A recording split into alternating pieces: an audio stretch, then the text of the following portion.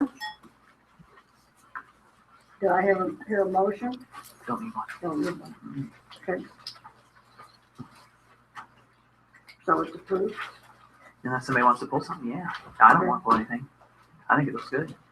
The consent agenda being number 3? Mm-hmm. Okay, well, I have a question about can somebody explain on the grant? I think it's got the wrong rule on there. It's got Rule 3, non-master school district Rule 3 instead of Rule 8 on the grant. Approved Department of Health and Senior Services Professional Development Grant. That was a grant that, No, it's got the wrong rule on it. RV3 instead of RV. It's got RV3 instead of RV8. okay, Gotcha. gotcha. Well, let's pull it and we'll approve it with the correction. Okay. If that's all right. Yeah, I So- just noticed it. I Yeah. didn't know. Oh, on the paper that was uploaded, yeah, on that. It was their typo, I think, from the state, but yes, we can fix that. And then the job descriptions, what are we changing on that? Or do we need to pull that?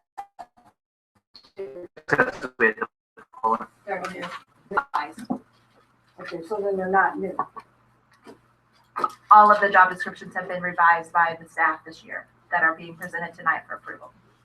So they based off what they were in previous years, they've just made revisions. Okay, and I guess my question is, what are the changes, since we didn't get to see the old ones? That I'd recommend you pull them till next month. So we pull those and, I thought we were just renewing the job description, so the job description was actually revised. they've been revised. By And the I staff. By the staff. Like the staff. Custodial staff revised theirs, bus drivers helped revise theirs. Very collaborative effort. But we can pull it. Yeah, that's what the, Okay. if that's all right. That'd be fine. Okay. Okay, then we move down to recognition.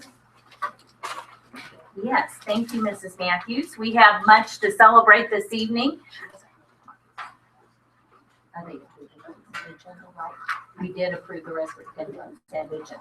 Okay, we have much to celebrate tonight. We have two very special. First, our globals team who are going to the finals. I would like to introduce Mr. Derek Bivens, Connor Harms, James Schnorrenberg, and Matt Walsh. Could you please come forward at this time if you're here to be recognized? They finished second in Challenge D and first in Instant Challenge. And they and their sponsor, Mrs. Vanessa McKenzie, could I please have you come forward? We want to congratulate them and celebrate their success and wish them the best of luck in globals. You all depart next week, correct? Wednesday. That's what I thought, a week from today. So congratulations.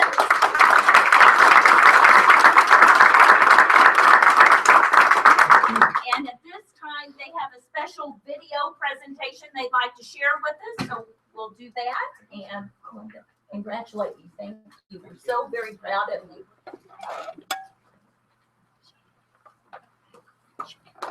Thank you. Before you guys do your presentation, I want you guys to know that they have 1 minute prep time once they get the information that they're gonna be able to continue. So 1 minute using the 4 criteria. Could you guys tell them what you have? Wait, for this one or just like in general? In general. Okay, well, there's a improv game that's just, I don't know how to really describe that, or like you just, it's a, Kind of like the focal point of the whole skit, Yeah. like What an forms of award skate, show really? or a quiz game show or superheroes or anything like that. and then there's a like, You have a setting. Setting. Well, I was gonna go by the order, but okay, there's a setting, and then there's a problem, and then, Situation. no. what's Street it called? performance. Street performance, like bucket drumming or contortioning or. Do-up group or rap Parkour. battling or and it's random draw.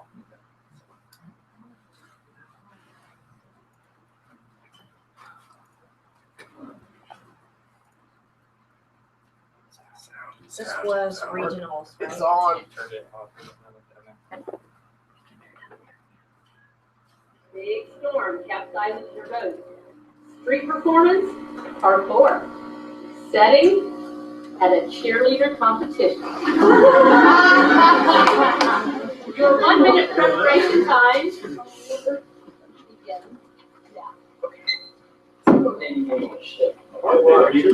Yeah, that would do it. Okay, okay, that's good. Yeah, it's getting good. We could have a big cruise ship. How about we Yeah. have like a host? Okay, someone be a host. And then so the other people are press cheerleaders. Oh. Okay. Wait, one person do this. Oh, yeah. So, two. I want to get your best cheerleader. Okay. I'll be depressed. No, you gotta make it done. Alright. Like this. We'll have a cheerleader competition. Okay, we show some skills. We show some skills in the work on the boat. Crash. It'll be on the island. Yeah. And since we don't know who the area is, so we'll get a big game. Okay, okay. Get on the Okay, island. alright, alright. Crashes. Thanks for that, my goodness. Stop. Now it's time for your first 2 minute sketch. Audience, are you ready? Yeah. Team, are you ready? Yeah. Yes. Appraisers, are you ready? Let the games begin. Time begins now. Come on, team, let's go. Woo! Woo! Come on, team, let's go. Woo!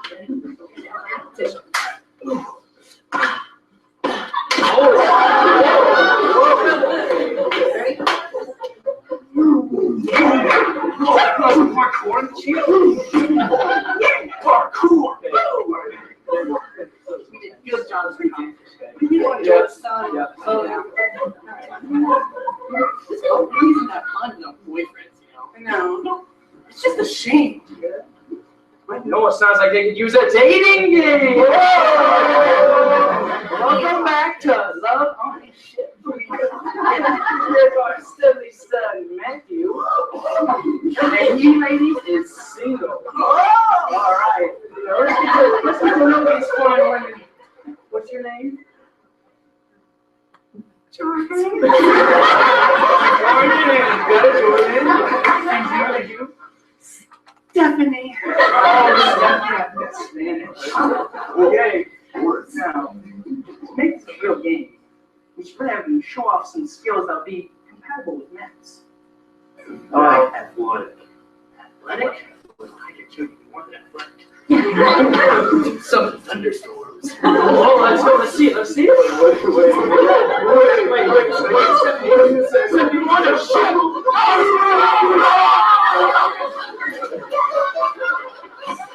I choose Jordan.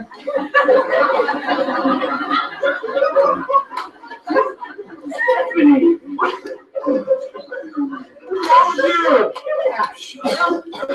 Is it something? Oh. What? I don't have a boyfriend now. Stephanie, you have just been eliminated from Love on a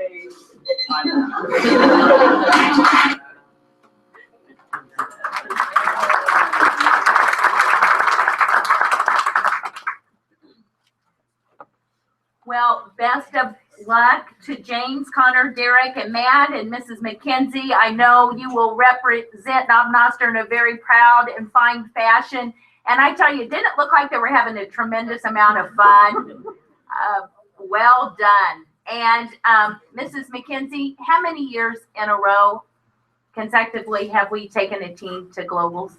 We've had the program at the high school for 7 years, and we've done 6 years of the 7th, and we had 2 in last year's group had 2 teams. That's And wonderful. there are, we're doing the MCOP challenge this year, but there are multiple challenge areas, so. Wonderful. Well, congratulations. Please join me in congratulating. Thank you. And our our next very special recognition, I would like for Mrs. Cindy Lancaster and Miss Janice Layton to come forward.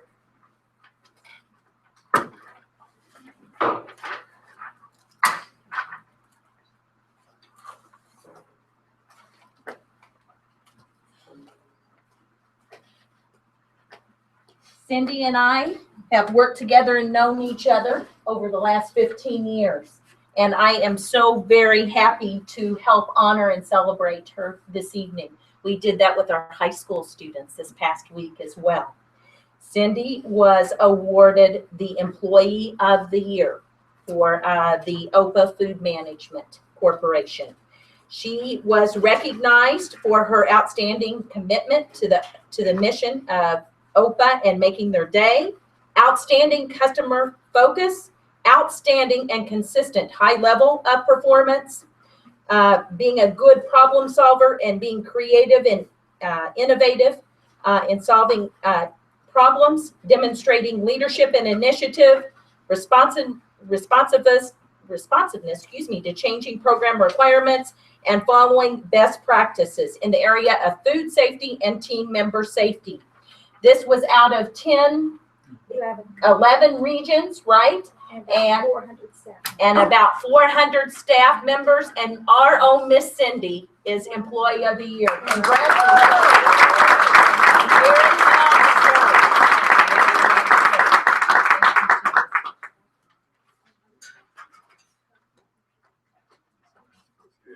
Mrs. Lancaster moves on to the state competition. She won the region, and so she is vying for that award as well. So we'll keep you posted. Okay. Do we have any public comments?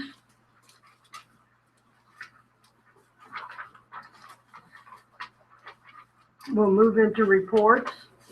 Superintendent's report. Yes, thank you, Mrs. Matthews. I would like to update our Board of Education on our monthly financial update. Year-to-date revenue generated thus far is coming in at 85.8% of the anticipated budget amount. Year-to-date expenditures are realized at 70.7% of the budget. So we still have very healthy budget trends for the fiscal year. We are in anticipation, hopefully, of receiving within the next week our second federal impact aid payment, our B2 payment, which has not been received yet.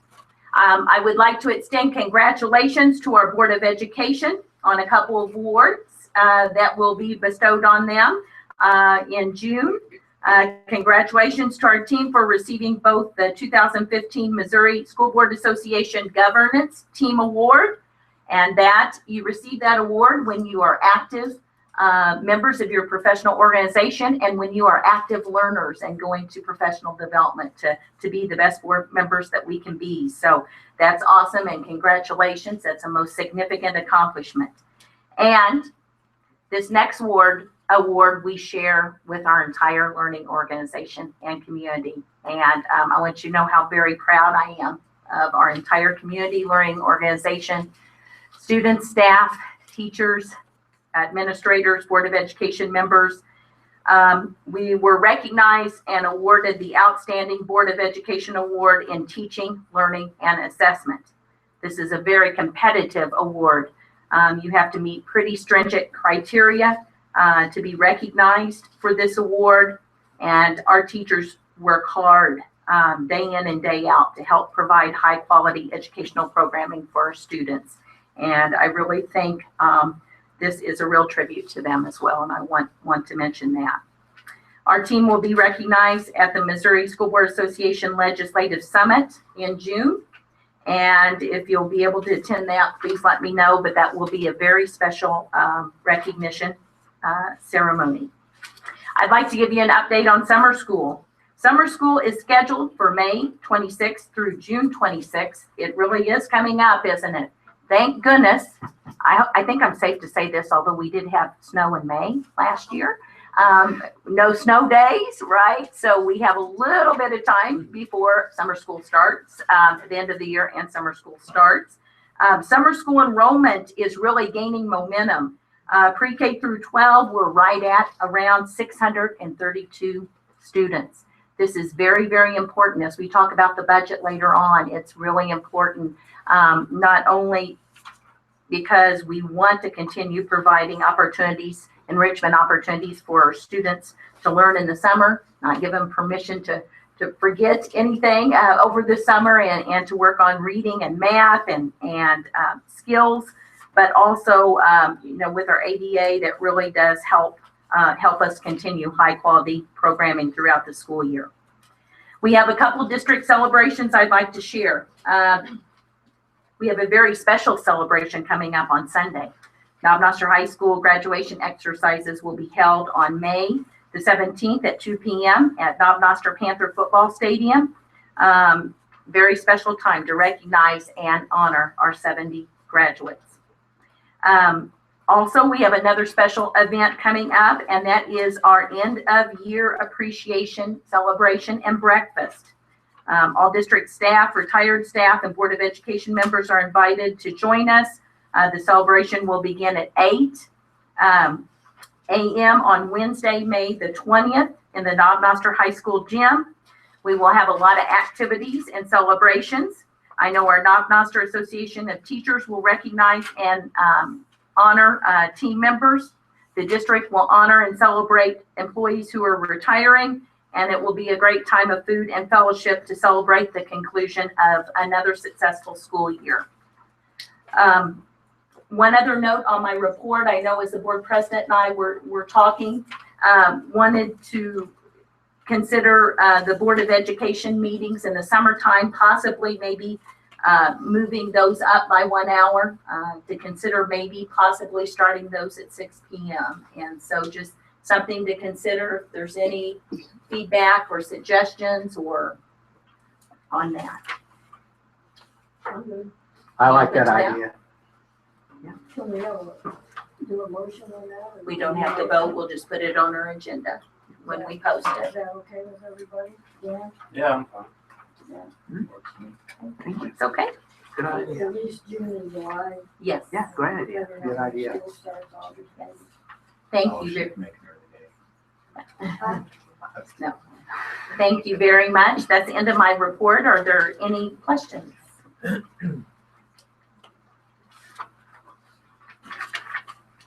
you want to say you gave us the budget?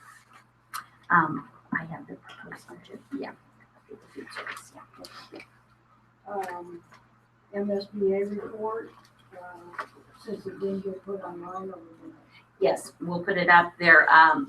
They were talking, it was, there were some important things, but it's something we'll add to our online site. Yes. so then- We're talking about equity and educational opportunity programming, and just that the legislature is trying to decide what they're going to do with the budget still. So we'll put those on. Okay, later. Whiteman report? Yes, thank you. Quite a bit going on the installation the past few weeks. We did just wrap up today a very extensive and important exercise that was very successful. In addition, to confirm the news, we did unfortunately lose 2 airmen since my last report. Both very tragic, as I'm sure you know. But with that, we also increased our threat posture for the base. Most of you are probably aware of that. I want to let you know that the threat posture is not as a result to the airmen or to the exercise.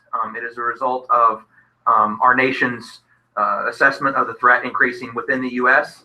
And so we as a base, on the direction of the military as a whole, all bases have upped their security posture. And so what we ask for is your additional patience, as well as vigilance, as you come and go on the base for school activities, or deal with parents that have to deal with those inconveniences of increased security. But I will also tell you there's nothing to be alarmed about in the local area, as we have no specific knowledge of anything that's a threat to Whiteman specifically. This is a general overall security posture increase. Again, has nothing to do with the airman fatalities recently, and it doesn't stop just because our exercises stopped. I want to make sure we make that clear for folks to understand, because there has been some confusion on the base and off regarding those.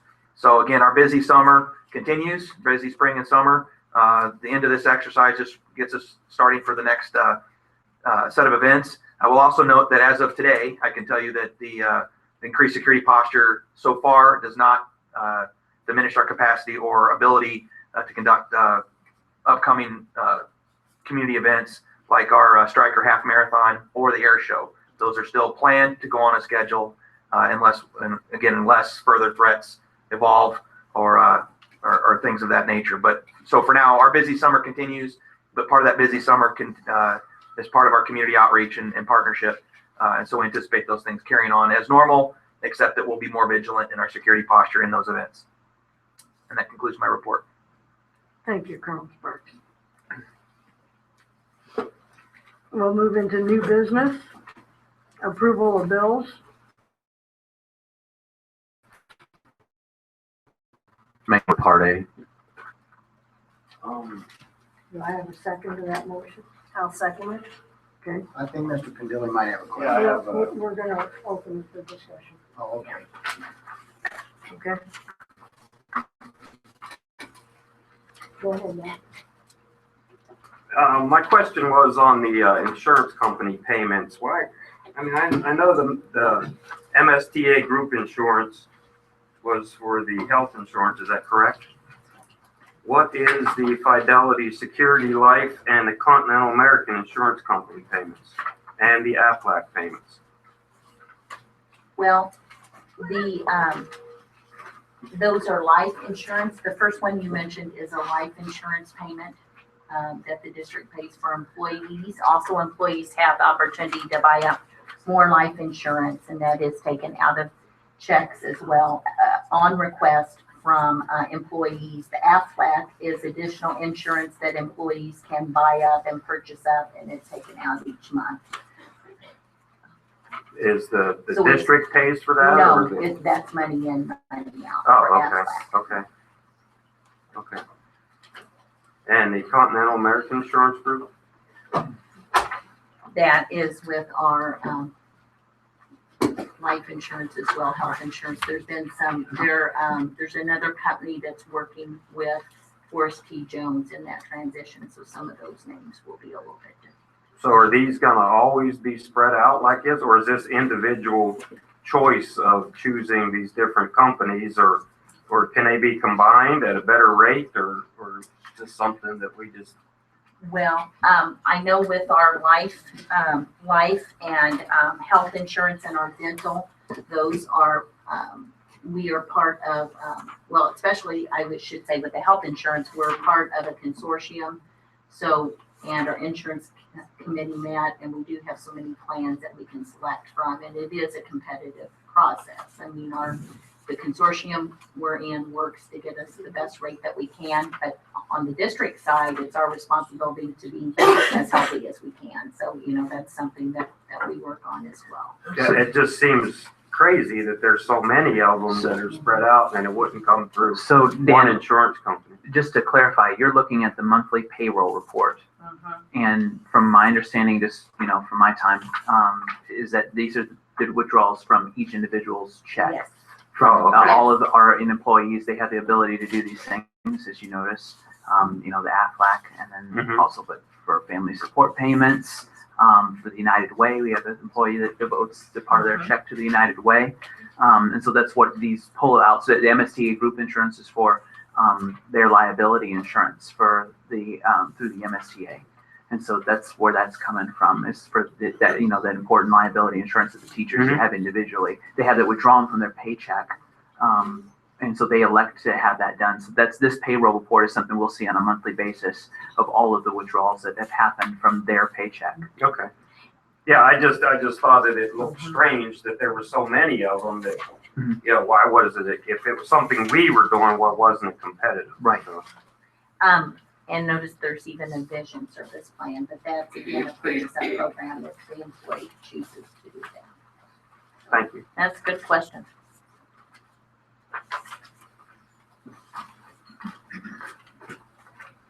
Is there any further discussion on the bills? Okay, since we have a motion and a second, all in favor? Aye. Aye. All opposed? So then we go to, B. yeah, Yeah, sorry. so then we go to approval of B. Make a motion to approve Part B of the bills. I'll second it. Okay, all in favor? Aye. Aye. All opposed? Any abstain? One? I abstain. Okay. Part C of the bill, I make a motion that we approve Part C as it is. you need to, I'll second the motion. That's in regards to, Yeah, and my question is not, do you own that business? So, does he It have, was recommended by Scott at MSBA. Oh. He called them and sounds he good. said that was the Okay, best I practice. just knew that, I mean, That's what we he wondered didn't own the too. business, and so I didn't know if there was I mean, Right. okay. And so that there would absolutely be No no questions. question Nope, of I understand conflict of that. interest. And you're okay with that? Okay, cool. Thank you. all in favor? Aye. Aye. All opposed? Any abstain? Okay.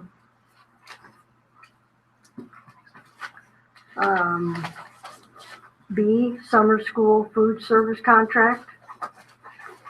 Yes, Mrs. Matthews and Board of Education members, OPA has, in order for us to provide, or to provide some breakfast and lunch programming, we do have to have an amendment to our original agreement.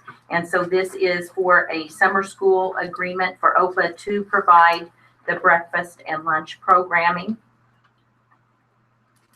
for the district for summer school 2015.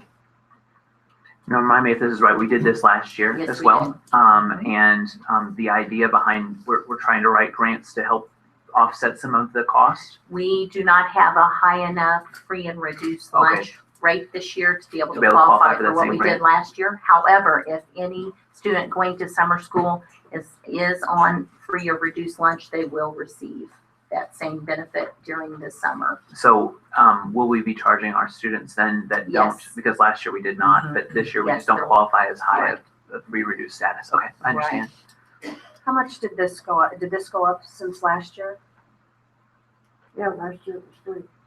Well, a little bit, but not significantly. Yeah, not significantly. With food costs, it goes up Okay. a But little we've bit got- each year, but we would charge the same, food rates that we did during the school year this year for Okay. students. All right. But the question I have is, we have 400 breakfasts gonna be served and 400 lunches Right. for a total of 24 days. And it's $39,000, but for the last month, the whole month, we spent district-wide $43,000 for lunches. Right. So, Why is to me, the that high seems cost? high. A little high. Right.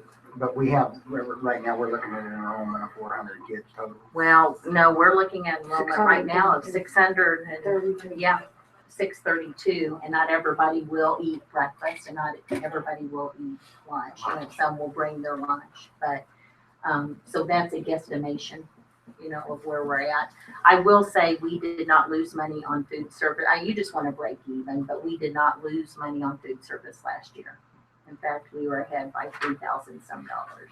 I guess my big concern with this whole thing is I think we really need to look at this hard next year on as far as this food service, because I would love to own a business where I pay no rent, no utilities, don't pay for the cost of the custodial services, pay for no equipment, but yet I'm pulling in money with less people working in the kitchens. I just really need to be convinced that this is really worth the effort and the money we're spending on this food service. I just cannot, in my head, see this as a smart thing to do. Well, if you look back, the one thing, obviously, we can have the discussion as the year goes forward, but if you look back to timeframe was when this was done, and what the district was losing or paying out of pocket, we are no longer losing that money. And that was to the tune Well, of are you? $250,000. How do you know if you're not including Because in we have the equipment numbers. costs? No, you're just counting food costs. Well, we're What about counting the food and equipment, employees. Custodial, they got rid of half the employees. We do have to track that through our SBR at the end of the year, so we'll go over that, but we, even with that, we aren't losing as much money as we have in the past, but it is something we can definitely revisit, but that is tracked in there on our, the end of the year report. When we close the fiscal year, Mr. Pendilli, I mean, it will outline all that, what we spent on equipment, and we have had to replace some things this year. You know, we've had a walk-in, refrigerator, we've had an ice machine, you know, a number of things that are just, you know, aging that we've had to replace. Right, but I just wish I owned a business where I didn't have to pay out anything except for employees, and I got free use of the facilities, and I just think that they should have to pay some percentage for the equipment, for usage of the facilities, and who pays the liability insurance and the health insurance on the employees? Do they pay that, or Yes, does the they school do. pay it? Okay. Yes. Well, we pay it on some of it. We pay it on our Yes. employees. If they're district employees, we pay it, but otherwise the company does. I think, the situation we're in right now is that, we have summer school starting, you know, on May 26th, and we have to have a way to feed children. We would not have time to bid out, you know. Yeah, I for- understand Well, that. yeah, I understand that, but I just think that this should be revisited and ask them for a Absolutely. better cost. I think I mean, we, put the numbers to it and just, you know, I mean, it's No, ridiculous. I think we understand we that can as do a that. board. And, I think that we're at $450,000 plus for the regular year, and then we got $39,000 for this summer. So Yeah, we're trending. after looking high. at the DESI numbers, I don't see a big difference from where we were, you know, in the red as opposed to where we're at today. Well, So, we'll- I mean, I have an issue with, yeah, okay. Yeah, we'll just have I to check our understand, but we do codes. need a lunch Yeah. program for summer. Yeah, we just have to be able to feed our children, that's why I'm more concerned with that, so that we can. Now, on the 400 meals as proposed for planning, that's not taking into account of those that are gonna be free and reduced and No, it so on, does right? count Okay. those, yes, and we get reimbursement then. Yeah. you know, for- So I think we'll be pretty close to, I Good. mean, we may have to pay some, but I think we will get quite a bit of reimbursement from the state still. It just won't be at 100%. Well, last Like year, we had, it was like 105% last year, so. last year, did the contractor fund any of that? I mean, did they pay for No, any of it the was lunch a program? state, it So was a state program. We were just able to meet the criteria, and this year we aren't. Depends on your enrollment, free and reduced lunch enrollment during the summer session. What's the cutoff for that? I You mean, have to have it at 50% in every building. 50% in every building. How does that compare with our numbers last year? 630. We're just down just a very little, not many. Mrs. Williams probably about 50 or so. yeah, 50 students or so, and we still have people calling us, so. And it depends how many show up, you know, on that first day too, but the enrollment's really picked up the last week and a half.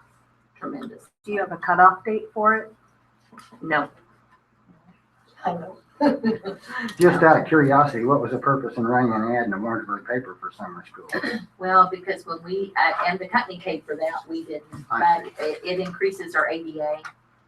So it really helps us, and when I talk about the budget, I'm gonna highlight some of that. So all the kids will be from Knob Noster. Well, no, they could, most of our children will come from Mount Noster, but we had children from Windsor last year attend. I think we had Lamont, Greenbridge. But we get the ADA money for Yes, that. we do, and that's a good benefit. Plus, it's good, you know, for our Mhm. kids. Now, as far as summer school is concerned, I mean, this year it's pretty much a wrap. But what about next year? Doesn't the STEAM money run out next year? And STEAM pays for a good portion of this, doesn't it? No, STEAM No? doesn't pay for a dime of it. We do try to do a STEAM infused summer school, so the courses that we select and offer, that our teachers collaborate on and help select, we do have a STEAM theme to it. But no, it's not paid for by the grant. So was this included in this year's budget then for next year's Mhm. summer school? Okay. And the thing with summer school is you pay for it and then you get reimbursed for it later, through the school year. Is there any further discussion on that? We have a motion and a second. I really don't think that we should approve this cost for now.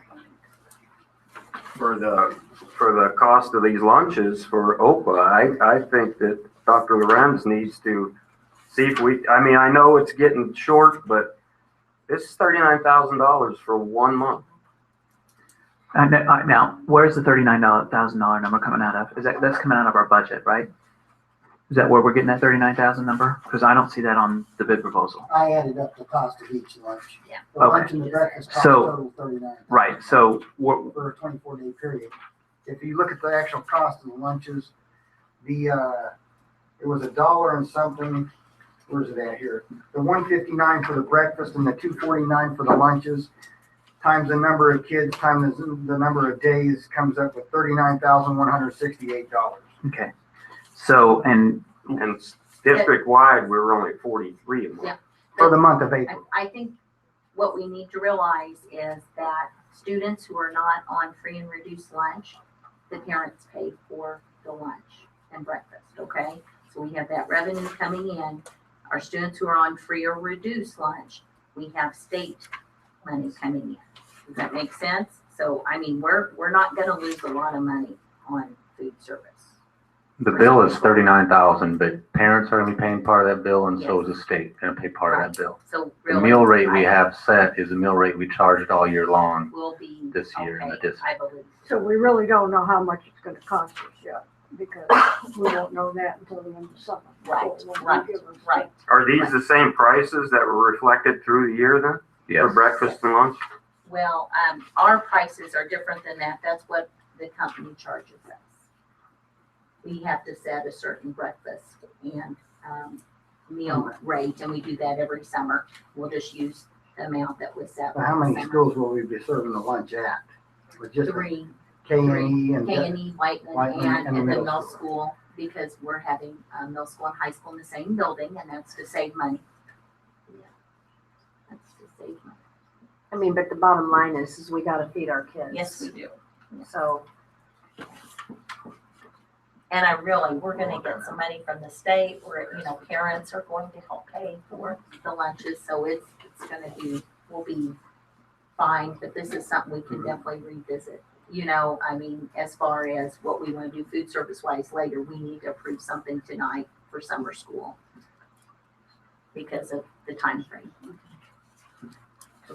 What did you say the enrollment is?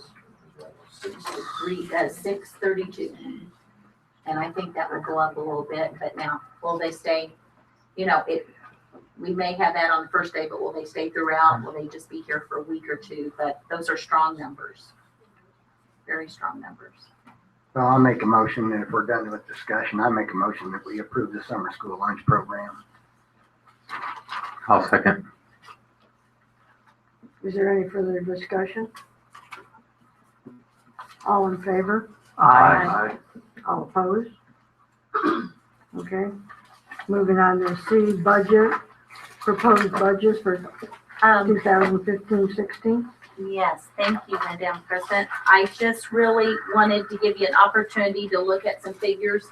Please note that this is very, very rough because we have not set certified or classified salary schedules yet. The state legislature has not decided how they're going to fund public education at what rate yet. So it makes it very difficult to put together a tentative budget. But I've given it my best effort. As I start getting more information in, as we approve salary schedules, as I get more information from the state, I will fine tune this. So this is a working document for you to look at. But I just want to keep in mind and share a few things with you. By state statutes, we are required to prepare a budget and to appoint a budget officer. I am the budget officer, chief financial officer for our district, and so I've been working on this budget. It's been a very collaborative process. The budget is a tool that provides direction for the business operations of the school district. It really is supposed to be a proposed list of proposed expenditures based upon estimated revenues for a specific period of time, and that would be for the 2015-16 school year. It's one of our most important guiding and legal documents of our district. Please note that a budget, even once it's approved, it is not static. It continues to be a working document throughout the year. From time to time, we may have to do budget amendments as financial dates come in. Please note that districts are designated in certain categories. Districts who have a fund balance in their incidental fund, Fund 1 at 3% or less, are considered financially stressed, and that's when districts will come in, the state will come in and provide guidance and assistance and take over some of those responsibilities, or if there's a negative fund balance in Fund 1. However, the state also says that a very healthy budget is considered to be one that is at a 25% unrestricted fund balance. So 25% is considered healthy.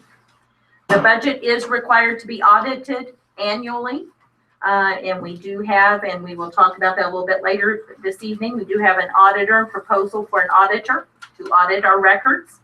The budget will have 5 parts. You'll see a budget message, estimated revenues, expenditures. You'll see parts on the spreadsheet that talks about our lease purchase, interest and principal payments, and a general budget summary. Again, school district budgets are fluid and difficult to calculate specifically until the end of the year when you actually do close out all your accounts and your line items are actually finalized. There's also certain assumptions that budgets are based upon. You know, you have to look at some point in time, we don't know if we're going to receive 100%, you know, of our local, state, county, and federal funding. You also have to look at your actual expenditures. Are we going to have some major emergencies that come up? Are we going to lose, you know, some HVAC units, or do we need to replace, you know, a bus, something like that? Also, it's based upon an estimated percentage of tax collection rates, and of course, as always for our district in particular, impact aid payments. And the lot, which we talk about, is the learning opportunities threshold amount. Other fiscal considerations when you're putting together a proposed budget are salary increases, insurance and benefit changes, coursework completed. We'll have some of our certified staff members who are going back to school that may move over on our salary schedule for increased college hours. Any emergencies that come up, any big one-time expenditures we might have, or ongoing expenditures that change. So can kind of see I do have the proposed budget message for you. You can see right now we're the budget, that very tentative budget I have tonight, has us at the end of the year at an unrestricted fund balance at right around 30%. And again, that's considered very healthy. That's enough to pay just a little over 4 months right at a payroll and accounts payable. Again, we don't even know what our tax levy for sure, that's set in August. So that's another variable we have to look at, but right now it's $3.50. This budget also supports the new Mission 2020 plan that we're going to hear more about, that was created from input from district stakeholders to create a 5-year replacement update schedule to address instructional resources, technology, facilities, transportation, and extracurricular programming. This budget supports the goals of our district, the goals of the Board of Education, and our comprehensive school improvement program, plan, comprehensive school improvement plan. You can see that we are expecting that our big revenues, our major revenues, I should say main source of revenue, will be at the state level, followed by the federal level and local, and then county. We also do expect some tuition from Warrensburg and Lamont, for JROTC programming. So I've tried to include all that, and expenditures. Again, we will talk about this evening, but again, year one Mission 2020 plan, expenses are included in this budget, that proposal that you're looking at tonight, this first draft. It is apparent by the distribution of funding that we have so far that the district focus continues to be on our students and staff and instruction. We think that's very important. We know faculty and staff are the front line, and that the rapport and relationship with the students is paramount to ensuring instructional success through student achievement. Again, I want to thank a number of people for their help in putting together this rough draft. Most notably, I would like to thank Mrs. Katie Huntsman. She's been putting in a lot of extra hours and learning a new SysFin program, and we've been trying to recover expenditures and revenues from the old software programs, and so we'll have that uploaded for you all to review as well, so that you can see that. That will be online. We're also being able to run some really nice reports in our new SysFin system, so I think you're really going to like that as well. I'd like to thank Mrs. Teresa Thomas, who's helped out a lot as well, Dr. Michelle Norman, Mrs. Terry Combs, and Mrs. April Williams, helping out with anything from our grants to special programs to title programming and expenditures and anticipated revenues to planning and talking about personnel and HR needs. So I want to thank them. If you have any questions, please let me know, but do take some time to look through it, digest it a little bit. I know it's a very big document. I assure you it won't look exactly the same when I bring it back to you in June, just because I'll have more information. It looks a little bit different than what we received last year. I tried to put in a little more information. So, any questions? I guess one of the questions I have is, this new budget is $15,900,000 as opposed to last year's budget of $15,321,000, which is a $580,000 increase. Right. And you've already explained to us that it includes the 2020 vision plan. It does. And that doesn't mean, sorry. Oh, I'm sorry. No. But if we include this 2020 plan until 2020 for the next several years, we're going to be at a $2,308,000 increase overall by adopting the 2020 plan every year. Well, I think ahead. that's what we have to decide though, Mr. Birchie. I think we take it 1 year at a time to see how our, finances are trending. Year one is built into this budget. I wanted us to be able to see whether we thought we could afford it or not. And I think we can. I do think we have strong enough reserves where we can afford it. But we don't have the overall cost of the district just employees or any emergency funding or anything We'll else. have to build some things in, so that will be further conversation in June. I also want you to realize too that some of our revenues may come in a little bit higher. We try to be conservative, but they may come in a little bit higher. We'll have to see.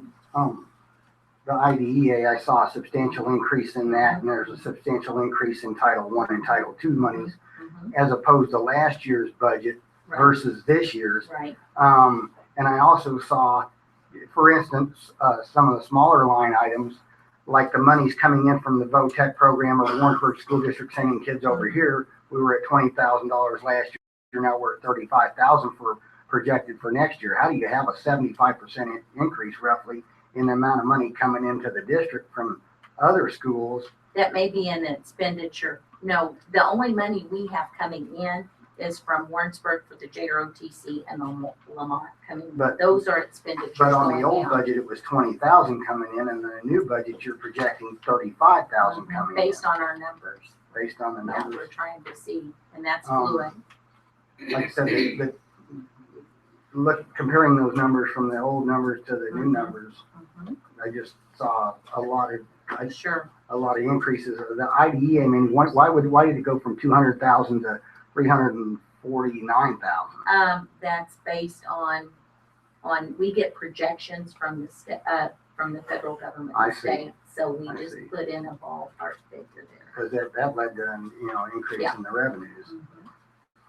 But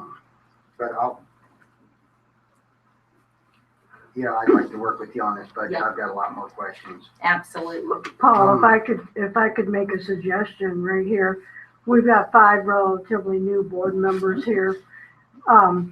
What my proposal is perhaps we have a working session so that Dr. Lorenz can explain some of this stuff to us, and we can ask our questions, and I see this as a whole meeting. That's a It- good it is a idea. big- Miss yeah, Matthews. it's a big- There's a lot here, there's a lot to digest. Everybody, take it home tonight, and we'll set up another meeting, if that's okay with everybody.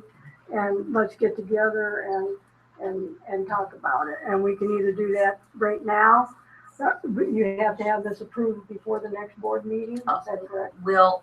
We can approve it on June 10th. We can approve it on June 10th, or we just have to have it approved by June 30th, so we could have a meeting, we could have 2 meetings in June. Yeah, I was gonna say, I'd like to make a recommendation that we let her firm up a little bit more between now and June. Yeah. At June 10th meeting, then we could set a follow-on meeting closer to the 30th, so, because I would imagine even at that time, stuff's probably still a little trickling in, might be It will. fluid.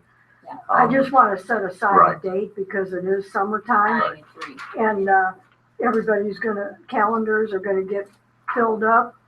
And I don't wanna get to the point where somebody can't make it. So I guess what I'm looking at is our board meeting's gonna be on the 10th of June. We could sit down and discuss this perhaps the week of the 15th. And then that way you would have more information based on tonight's meeting and Tonight and the state. And the state Yeah, recommendations. So if sometime during the week of the 15th is okay with everybody, the 13th and 14th is the air show. And when is that doesn't interfere with the knob fair because that's the 11th and 12th, 10th, 11th and 12th. So is like Tuesday night, the 16th, at say 5 or 6 o'clock, okay with everybody? So we'll just do that as a. June 16th, Anybody have any, 6 o'clock. 6 o'clock, 5 o'clock, That'd be ideal for me if we could do 6. 6 o'clock? That's okay. Yep. On the 16th.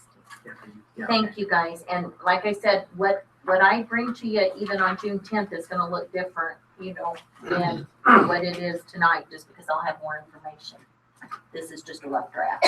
Right, but this will give us a chance to at least Yeah. look at this. Yes. One of the other questions I had real quick, and I didn't have time to go through this whole thing, but could you tell me which page the PD is on? Yes. Mhm. Let's see. Well, I'll have to, it's throughout, because you have to throughout. break it out, yeah, Okay. in the codes. And the codes it's broken out into is, what we're required to do through DESI, our financial guide. So it gets a little, there is a particular section, but it is broken out throughout the budget. So what code would professional development fall under persist in? 2214. Yes. Thank you. 22. Go wizard over there. I knew that. Page 23. Oh, you did. There's so many. Shows you it's blank right now. Okay. Shows blank. Okay, so we'll move on to the Mission 2020 plan, Yes. and I believe that's you again. No, we have a committee presenting tonight, and I just want to remind everyone that the Mission 2020 plan is a replacement scheduled to be hopefully implemented this in the spring of 2015 to address instructional resources, facilities, transportation, technology, and then based on survey and feedback we were getting from stakeholders, extracurricular programming.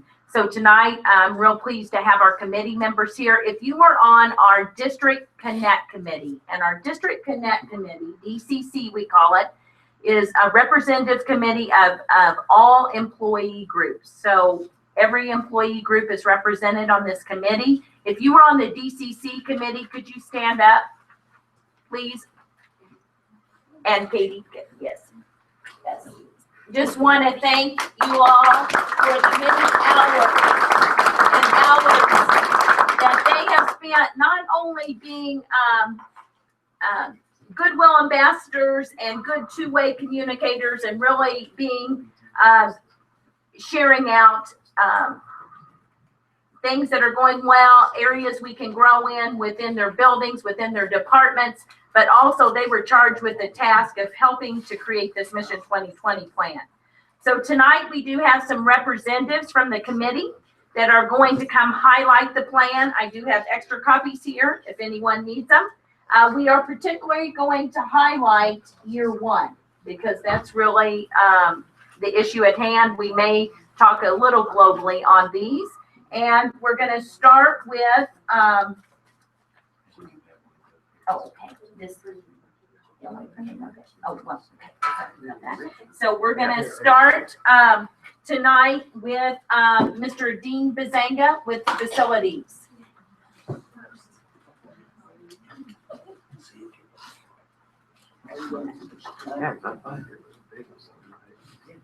On this, I'm real rough what we're talking about here. So, and what I'd like you to consider on the maintenance side is I'm going to start at the top. Some of the classrooms need to be recarpeted, and we just thought in the committee that we would carpet maybe 3 rooms a year or as needed. And then I'm just going to run down my list here, and then if you have any questions, you can ask. And these would include, especially this school and the Whiteman School, there's a lot of carpeting in each school, so we just take care of the ones that are bad. And we need to consider the middle school gym floor. It's a need, actually it's a need to have the whole floor resurfaced. That includes painting of the lines and everything. And it hasn't been done for several years. It's a need to get done. The high school gym floor also needs to be refinished, but we just have it just refinished without the lines. Whiteman, there was a section, I believe it was the north section of the school that never did get lines in it. I think it's on. Just don't start singing or anything. I'll try not to. Is it working? Yes. Okay. Let's see here. Anyway, the window blinds on the north wing of the Whiteman School, probably maybe for a security type issue. There's been no blinds there at all for if we had an issue out there or something. And then let's see here. I'm going to skip down to some equipment that is needed in our custodial areas. I guess some vacuums. We were considering if I can get 5 of them to share. And then also there's some high-speed buffer called Furnisher. We really need one of those, and we also need a scrubber, and that's another piece of equipment used for cleaning floors. And let's see, I got it checked off here a little bit. Okay, now we're back off of that. For snow removal, we kind of, well, I guess it's kind of bid it out each year. And we pay the snow removal person, I believe, roughly around $1,000 of snow removal. And we were considering if we could purchase a vehicle, a truck, with a snowplow on it, and we could feasibly eliminate that person, and I would probably do the snow removal in the district. But also in this truck, I was hoping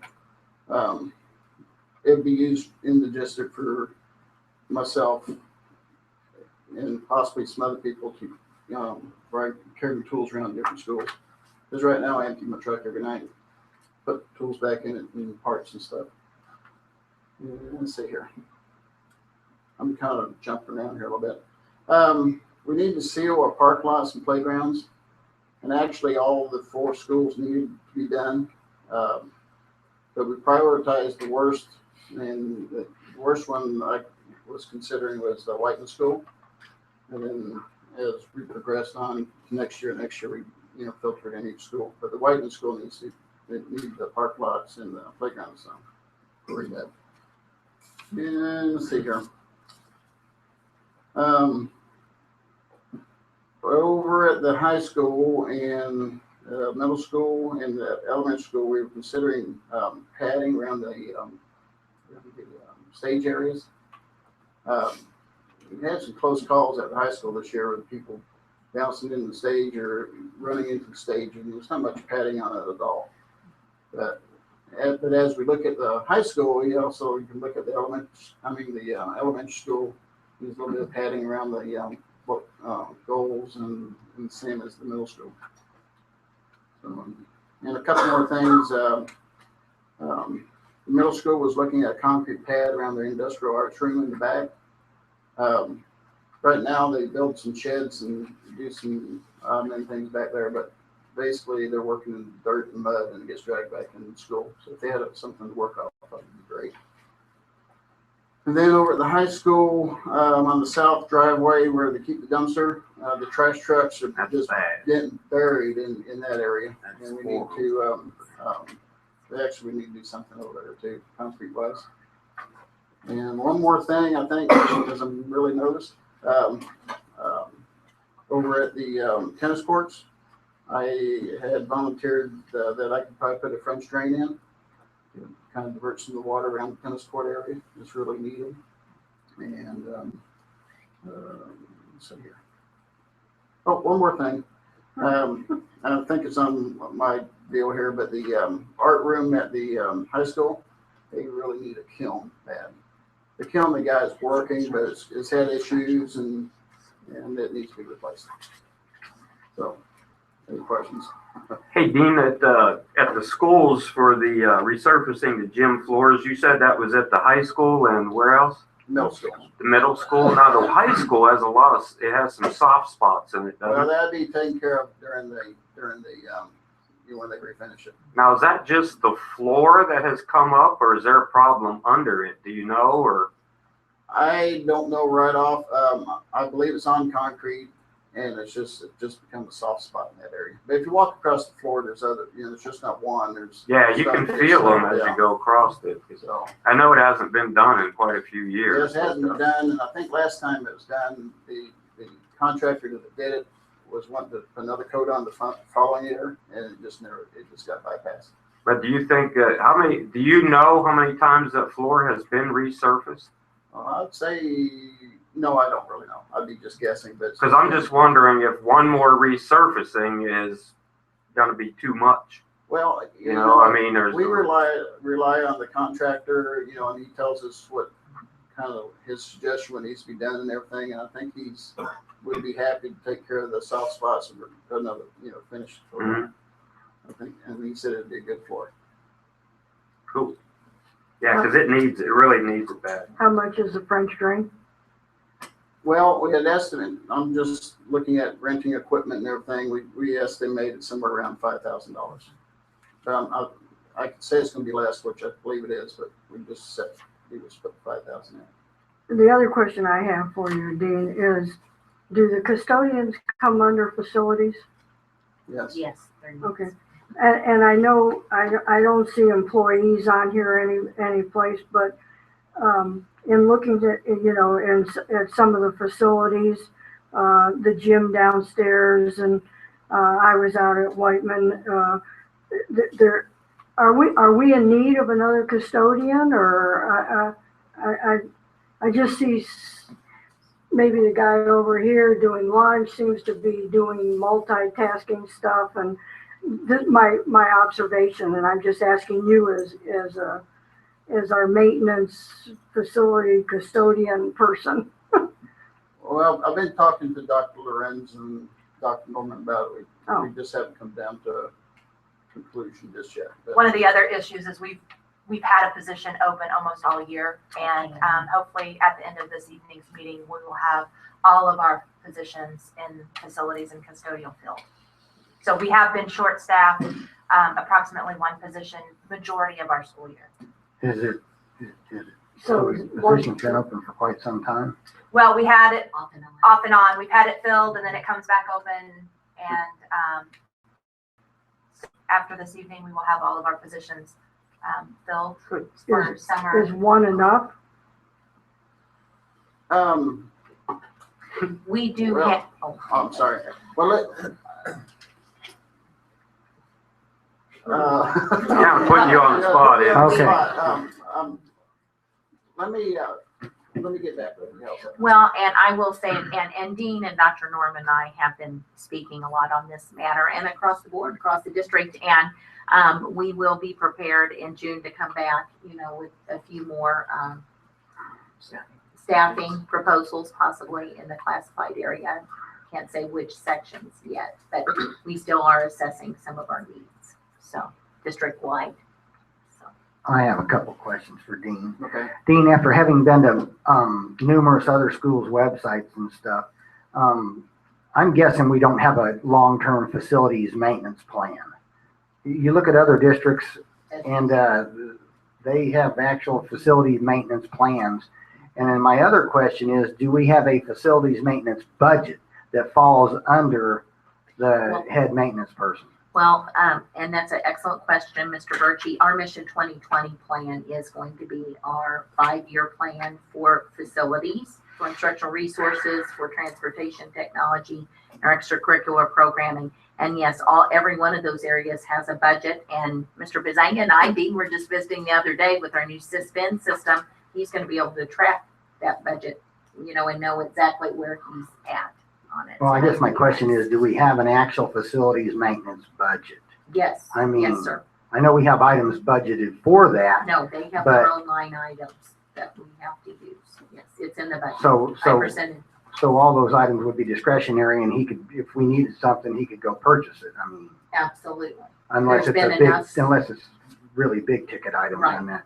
Yes, and those are those emergencies we talk about that we just don't know, but everyone, there's a nice budget that's built into the proposed budget for Dean to have the resources he needs Yeah, 'cause to I do look his at- job, plus the Mission 2020.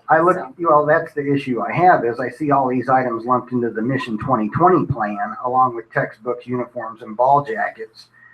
But when you go to these other districts, you see actual facilities maintenance plans. That means building, parking lot repairs, and associated maintenance would fall directly under him. Right. And I know that stuff needs to be done. Right. I mean, Right. So, This is our guide, this Mission 2020 will be our guiding document to help us on that, and we can definitely keep adding to that as needs arise over time.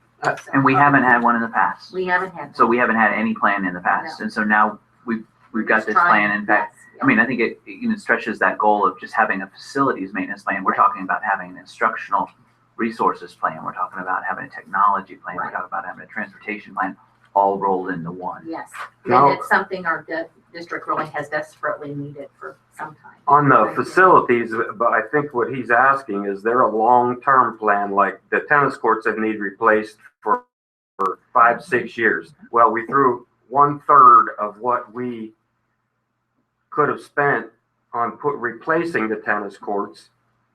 We spent $63,000 where we could replace the tennis courts for 250-some thousand, I think is what the number you gave me that night. So we spent 1/3 on a Band-Aid, where if there would have been a long-term plan put together for that, to where there could have been monies put aside, and that needs replaced. The parking lots need sealed every 3 years or 2 years or whatever. Right. Is there some way we could have him develop somewhat of a plan to say, you know, with your help, of course, but some type of plan that would say, well, this needs to be done this many years, this needs to be done this many years, this needs to be done this many years. We tried to build that in a little bit here, but we'll get more concrete with that. But I think you're right. We want to be forward thinking, and that was the goal of this plan, was to make sure that we were meeting the needs, to make sure that we were well taken care of and providing the best positive, productive, learning opportunities, but also the best facilities for our kids to learn in. Well, because we don't have nothing included about the tennis courts, and that's why I'm. Well, But the issue. but that's out of this budget, and I think Right. the issue with the tennis courts, Mr. Findley, is we needed to do something right now. Right, yeah, I understand that. Believe me, I'm not holding the gun to you on that. I'm just saying that Right. this needed to be done 5 years ago. I would agree. And now we're spending $63,000, which should have been spent 5 years ago to replace the tennis courts. So now we're Band-Aiding it again. When are we gonna include that on the long-term plan to replace them? Well, right now in the plan, we have to look at them in 3 years to see, if we need to do any upgrades or Yeah. maintenance, and then to assess, did it do the upgrade and repair that we hoped? And if it didn't, then you're right, we might have to start planning. So if I Maybe. understood you correctly, Dean has a maintenance budget that he, Yes. not just what's in here for the school to work, but he actually has a budget where he can go out and, No, his budget is in our school budget. It has to be that way. He has a line item, we have a DESI code, and he has his own section that he can buy resources out of. He does purchase orders. We do approve the purchases just like we do any other purchase in our budget, but it has to be part of our total budget. A lot of Dean's budget is out of Fund 1 in supplies, but a lot of his budget comes out of capital too, Fund 4. So those are the big ticket items, right? Well, I just, $1,000 or more. I look at this 2020 plan as a board treasurer and new to this position, and I see all kinds of smaller items on here, sound shells, basketball uniforms and stuff like that. And I feel like they shouldn't have to be part of a 2020 vision plan. They should already be built into the budget. You know what? I've done that tonight for you, and this is my first year, Mr. Birchie. Mhm. You know what I mean, as superintendent, this is my first opportunity to put together a proposed budget this year. I have included our Mission 2020 plan, which will continue to fine tune, as we go. I can't change Well- what wasn't done 5 or 10 years ago. We can only focus on here and now, and this is our hope to keep moving forward. Well, Mr. Birchie, another thing that I think is, I agree with you that there's a lot of things that are small that could be built into the budget and are built into the budget. Part of it was also honoring our stakeholders who came to the community meetings, who brought those items that were very important to them, and they wanted to see them on this document. So part of that is just out of respect for the people that came to those community member meetings and put that input in. And so that's another piece of it, is that this is a budget document, a 5-year replacement schedule, but also an attempt to reach out to the community and let them have a voice in our school system. If you remember those community forums or the library, a lot of these same things came from those meetings. So that's another piece of it. So I just want to make sure that they're honored and their input is honored in the plan. So I would agree with you, like the vacuums and things like that. Yes, we've got things like that all year long in facilities for Dean and his staff. But these were things that team brought specifically to the DCC for this plan. So that's why they were added. We didn't want to leave them off because we wanted to value their input. Well, I do value their input, and I attended one of the DCC meetings, and I might have possibly attended 2.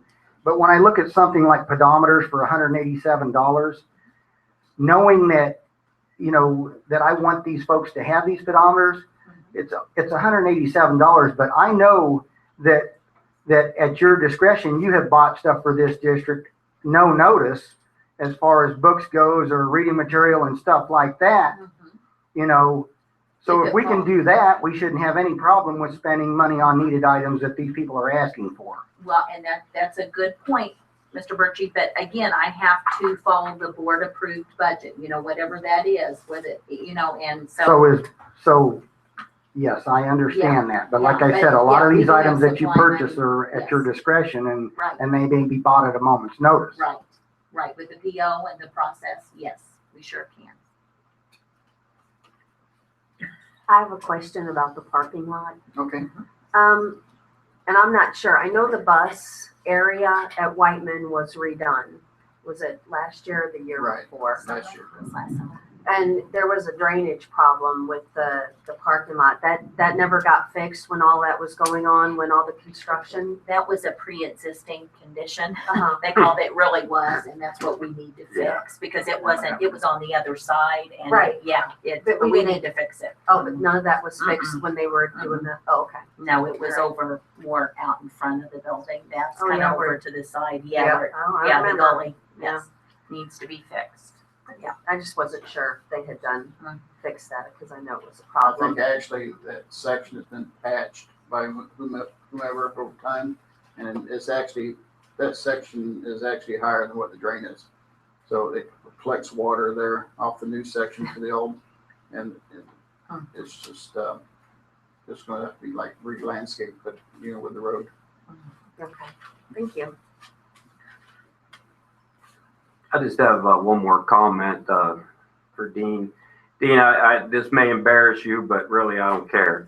I don't think the district could have hired a better man to do the job that you're doing. I think for what the effort you put forth and the volunteer hours you put in and everything, this district, nowhere make what the hours you put in, and I think you're a fine man and you do a great job. All right, thank you. I think you're worth your weight in gold, Dean. Okay, that's quite a bit. And the other thing is this truck that you want better be a Dodge. We'll have to take it out. So now you're supposed to do transportation too? No, Oh, no, we have. somebody else. Yep. Thank you. Thanks, Dean. Thank you, Thanks, Dean. Dean. Thank you. Next, we have Mr. Charles Sappington to go over transportation. It's already on, buddy. Let's take care of you. Good evening. Good evening. For our 2020 mission statement for the 2015, 2016 year timeframe, we're proposing to replace buying a new bus to replace bus number 14. Also purchasing a van because we just picked up another route to either Blue Springs or Sedalia. And our cameras for our buses, like for instance, I'm on bus 11, mine's ancient and it does not work. And so if something would happen, not saying I'd knock the kids out or the kids get into a fight, we'd be able to monitor them and see which ones are, and we are we're gonna try to replace 8 of those because of like last year, we found out most of our buses were not up to snuff and we weren't replacing them on, and the funding from the state has been dropping off and we're almost at 0. For the older buses. Yes, for the older buses. So could the security cameras we're buying for the building, could we just add 8 more onto that? They're different kind of cameras, Mrs. Davis, on the bus. I'm not sure, we could check into it, but I don't know that the cameras could work on the buses. These 8 cameras currently are VHS tapes. So if that helps everybody kind of understand the age of the cameras. Kind of. So when you say replace bus 14, does that mean we're surely not gonna get rid of bus 14? Yes, we will be getting rid of bus 14. Why? The recommendation of our mechanic. maintenance, right now it's, what was it, blew a rod in the engine, and so he has to replace. Right. How many miles are on that bus? Do you know? I mean, I'm not gonna, if you don't know, it's I fine. know it's right up there with bus 11. It's 140 some odd thousand. Really? Yes. Wow. It's What year is that bus? I don't know the year, but I know it's like mine, a country route, and the country routes are a little hard on the buses. Yeah. And they don't put a new bus out there. They give us already a older bus to go out there, and it just beats them up even worse. What's the average mileage on the buses? Do you have any idea? I don't have it off the top of my head. Now, weren't we in for, wasn't there that grant or something for the buses? That's correct. We did not receive the EPA grant. Oh. It was a random drawing and we were not selected. Oh, okay. We'll try again next year. We'll keep trying. So right now, we're currently using a backup bus or? Yes, we used one of our extra trip buses to, right now for bus 14, since it's down. Instead of having the 3 extra trip buses, we're down to 2. What's the cost recovered on them when they sell their buses? Really? Could that bus be used if it was repaired for an in-town route, and along with the addition of the new one? I don't know the cost of how much it would cost to totally get it back to where it won't slowly. It's going to nickel and dime us is what it's going to do. Okay. What's the next one you think is going to go? They say 11. Mine. Mine. There are lots of wear and tear on the country roads. Yeah. They, on my bus, they had to beef up the suspension on it to handle the rough road. Okay.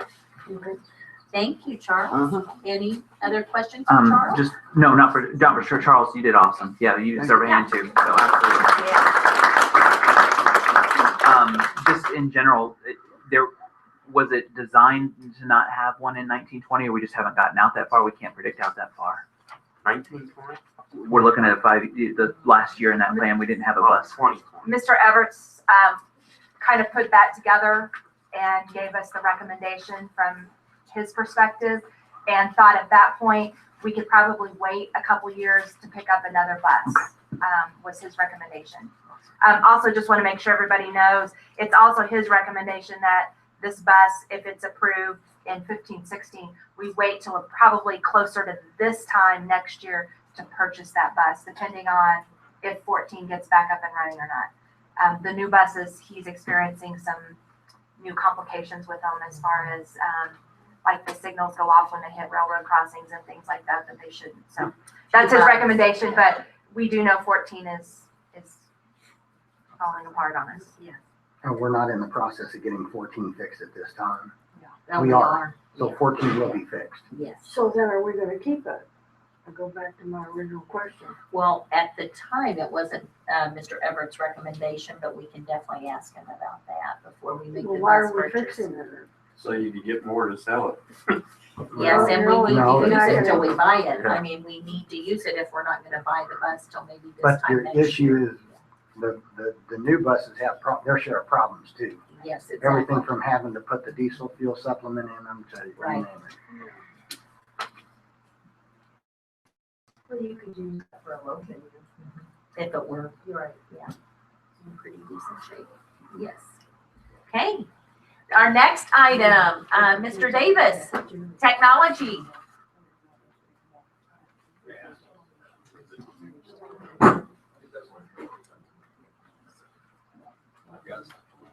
Okay, yes.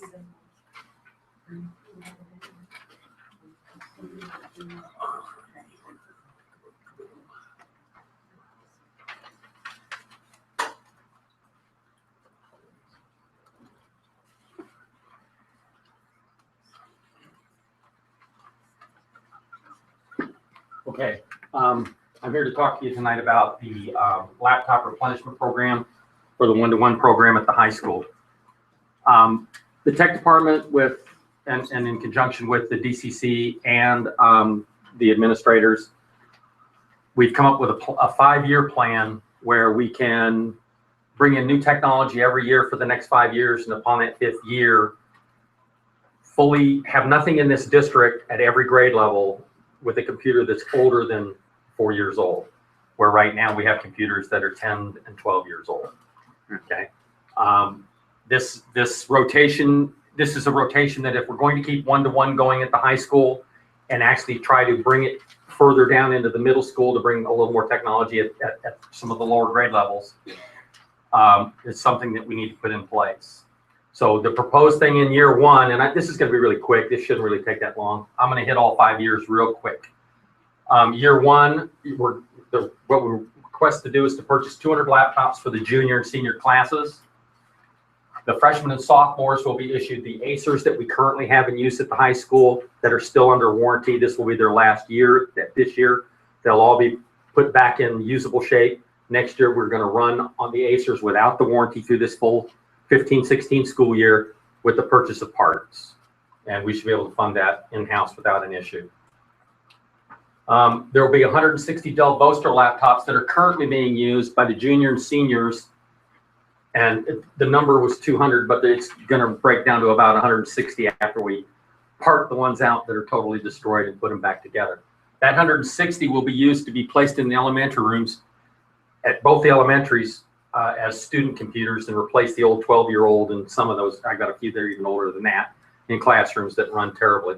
This will put a current generation i5 laptop or a processor in each of the rooms.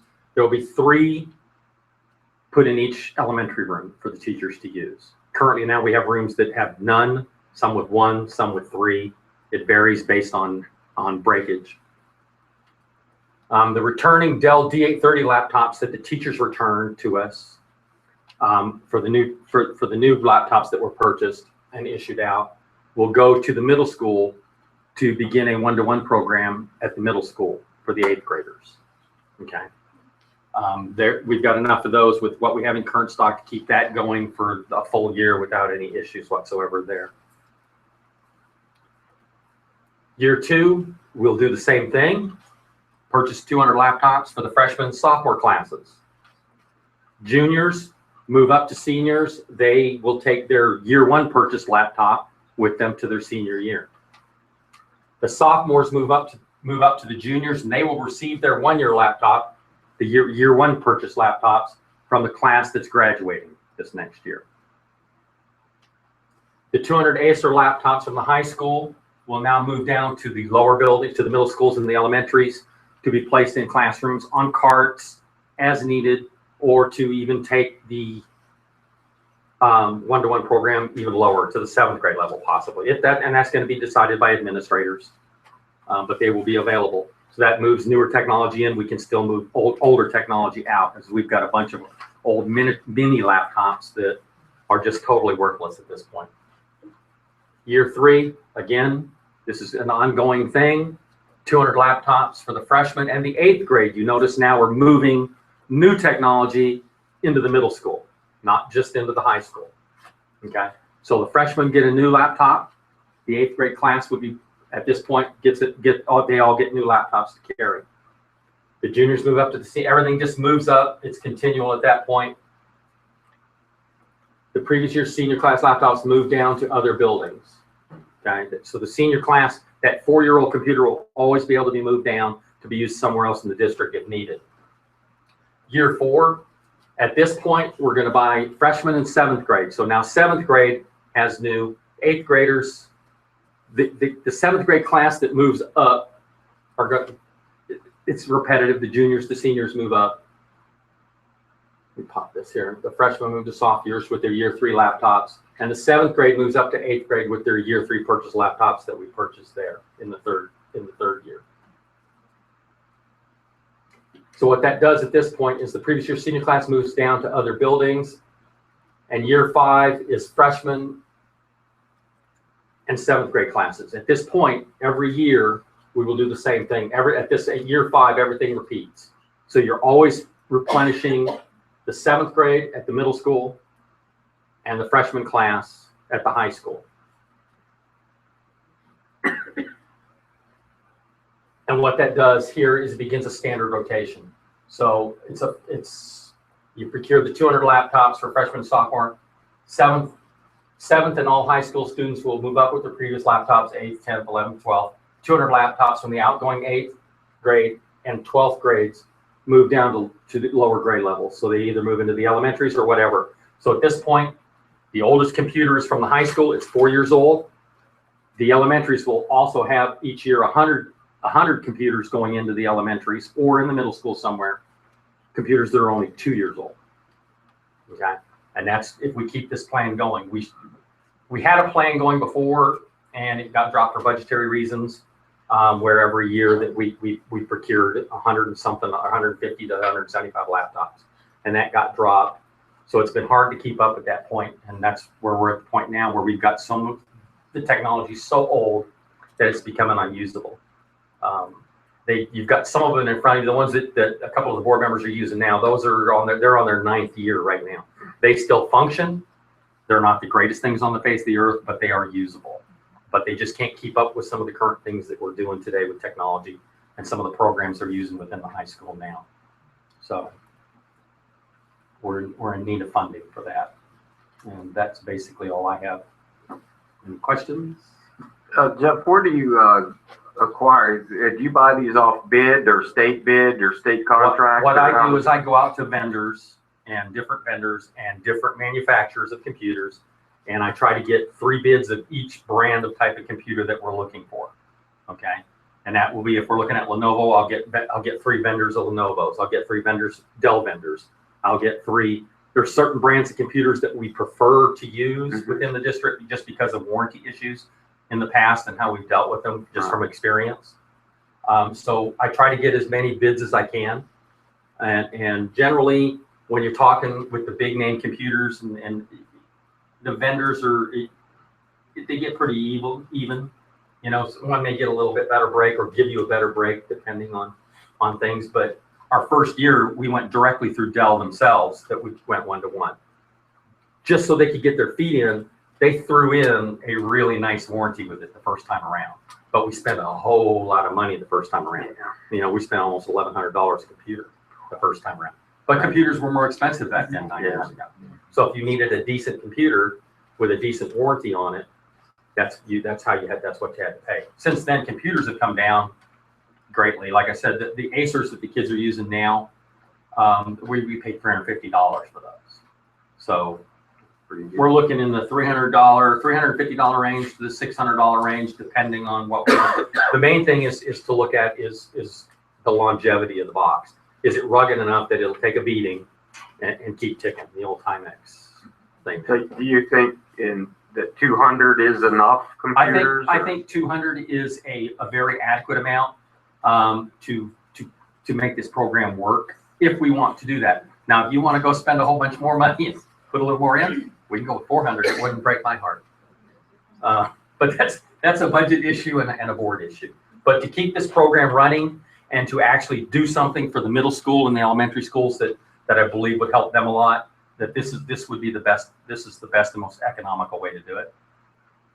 So yeah, you're really only talking what, about $7,000 for what, 200 computers? A little more than 7,000. Well, you said 300 some computers. Anywhere from 300 to 600, depending on what we're going to go with, where we decide. So if you take 200 times $600 is a little more than you're in the $120,000 range. Yeah. Yeah. First time we did this, we were close to $780,000. So but that was 400 and 500 computers, roughly. Yeah. How far down are you looking to take into the elementary school? The 1-to-1, we're only looking, as far as this plan was concerned, was to take it to the, I believe, the 7th grade. However, it allows us to put more and more laptops into classrooms for teachers to use. 3 is a great start, which gets us this year. But as more and more become available, we can have 5, 6, 7, 8. You can ultimately maybe stack 20 laptops in each one of those rooms so that every kid in the room could pull a laptop out without running to a lab to go use a laptop. That would be the ultimate goal, to do that. And I think this will get us there. Okay, thank you. Thanks, Jeff. Thank you, Mr. Davis. Next, we have Ms. Andrea Brashears to speak about instructional resources. I'm gonna stand here so I can see everybody. All right, if we just focus on this first year, our first item there is Math in Focus workbooks. These would be the consumables for K through 2. And that just helps the series be more effective at that younger level. Chemistry textbook repairs for the high school. And since we're a STEAM district now, science experiment supplies for each building. So that's why there's the 4 there. So that would be money that the principals could have on hand for us as we need to buy supplies for our experiments, and we'll be able to do purchase orders per quarter or as we know that we're going to need things. And in meeting with our vertical teams, we looked at our needs as far as textbook series, and we haven't updated our social studies textbooks for many years. I know my 4th grade history books are 14 years old. But at the elementary level, teacher input says that we would like to use trade books instead because units are very specific and the standards are changing, and we'd like some Scholastic News magazines because they're very current online resources and it's very good for those younger levels. And then we need social studies textbooks for the middle school and high school. We'd like to purchase those with online access so we can fully implement what they have to offer there as resources. Music stands for the middle school and high school, and then the acoustic panels, the sound shells for music, which we can purchase used from Harrisonville. And that was a need for our performances at the middle school and high school. And I think Mr. Birchie talked about pedometers needed, but that would be very helpful for our PE departments at the elementary schools. The PLTW stands for Project Lead the Way, and that is dealing with our engineering classes at the high school. We already have 2 that we've implemented this year. This would be allowing for another 2. And then at the middle school, Gateway to Learning, which would be like the pre-engineering. So we have that this year as well, so that would be a continuation. And the fees there deal with software, internet access for our students. World Language Children books. Our foreign languages departments requested that they need some funding to purchase children's books in those languages so the students that are learning those languages can practice at an introductory level there. And Mr. Bazanga talked about the kiln need already at the high school. And then we would really like to reinstate the classroom budget at $100 per teacher. So that's what classroom supplies would be. We've been working on a very limited budget. We've been trying to keep into account, that we've had less money to work with, but things are falling apart and supplies are depleted. So that would be a very great help for us. So are there any questions on that? Sure. Okay. I thought when we discussed the science, we discussed like a 2-page, kind of like a highlight thing for science. Is that going to be included in this supplies or what? I'm not sure what. Because right now they're not using. What are they using? For our supplies? No, for the science. Oh, well, right now everybody has jumbled up textbook series. Yes. And we're looking at the year after next to purchase science resources at that time as far as the textbook series, but we're waiting because there's new generation standards and we're not sure how Missouri will adopt, what they will adopt on that. So we hated to get out of. Yeah, I just thought there was like a 2 or 3 page, like like the highlight series that comes out in a little magazine. Oh, like Scholastic News. Yes, yes. I thought yes. is that? Yes, we mentioned that for the social studies trade books. Mm-hmm. And so that's what we were including in that as well, as the teachers that could benefit from ordering that. And a lot of those topics are social studies and science related, dealing with current events. But it is covered in this amount. Yes, that's my understanding. No, I thought we, and correct me if I'm wrong, do we only have the STEAM grant for this one more year? One more year, yes. But we do have something on 16, 17. I'm glad you brought that up. It's because the budget, the federal fiscal year doesn't close till September 30th, and we do have some money that we can buy some things before the actual close of that. So wouldn't part of the STEAM buy science experiment supplies? That money, April? We do pay for some of them, but a lot of the things that they need are consumables that when they go to do an experiment, they find out, oh, I need baking soda, or I need vinegar, or I need other chemicals that they have to replenish every year. Okay. Thank you. One question, did I hear you say you had textbooks that were 14 years old? We do. They're Missouri history books, so we've been able to use them because not a lot, you know, you can use the history part of it. Yeah. Yeah. But we would really appreciate getting in on the textbook renewal cycle because that will just benefit our kids that much more. We can do so much with online resources that any textbooks that we use that have the online access, then we're up to date continually. So we appreciate that. So have you looked to see of the ones that you're thinking of, how many of them are online, or are we talking having to buy physical textbooks?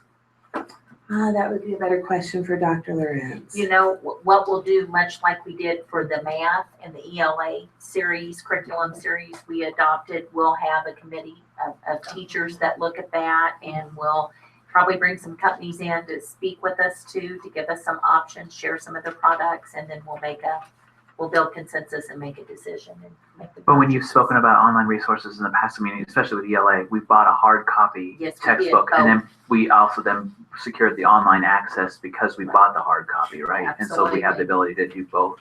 Right. Okay. Not all the books are 14 years No. old, Dan. Sorry. No, not all of them are 14 years old. That's just one example of the history book that we're using. Right. In my class. It's history. Yeah. We do appreciate what you guys have done to get us new ELA series this year. The Wonder series at K&E and Whiteman, and then some at the middle school too. I personally have really enjoyed it. My kids have really enjoyed it. It's so much more interactive. And so I just wanted to thank you guys for spending the money on that. Good and best feedback. Thanks, Thank Mr. you. Chu. Thanks. Appreciate it. Next, we have Miss Mary Walters, who will speak on extracurricular programming. Okay, so as you know, we have a lot of sports that we are trying to supplement, and with our choices of, as we found out through our community forums and stuff, we found out that we need some baseball jackets for the high school. And then girls basketball uniforms, volleyball uniforms for the middle school, boys basketball uniforms for the middle school, softball uniforms, and cheerleading uniforms for the high school. And that's for this coming up year.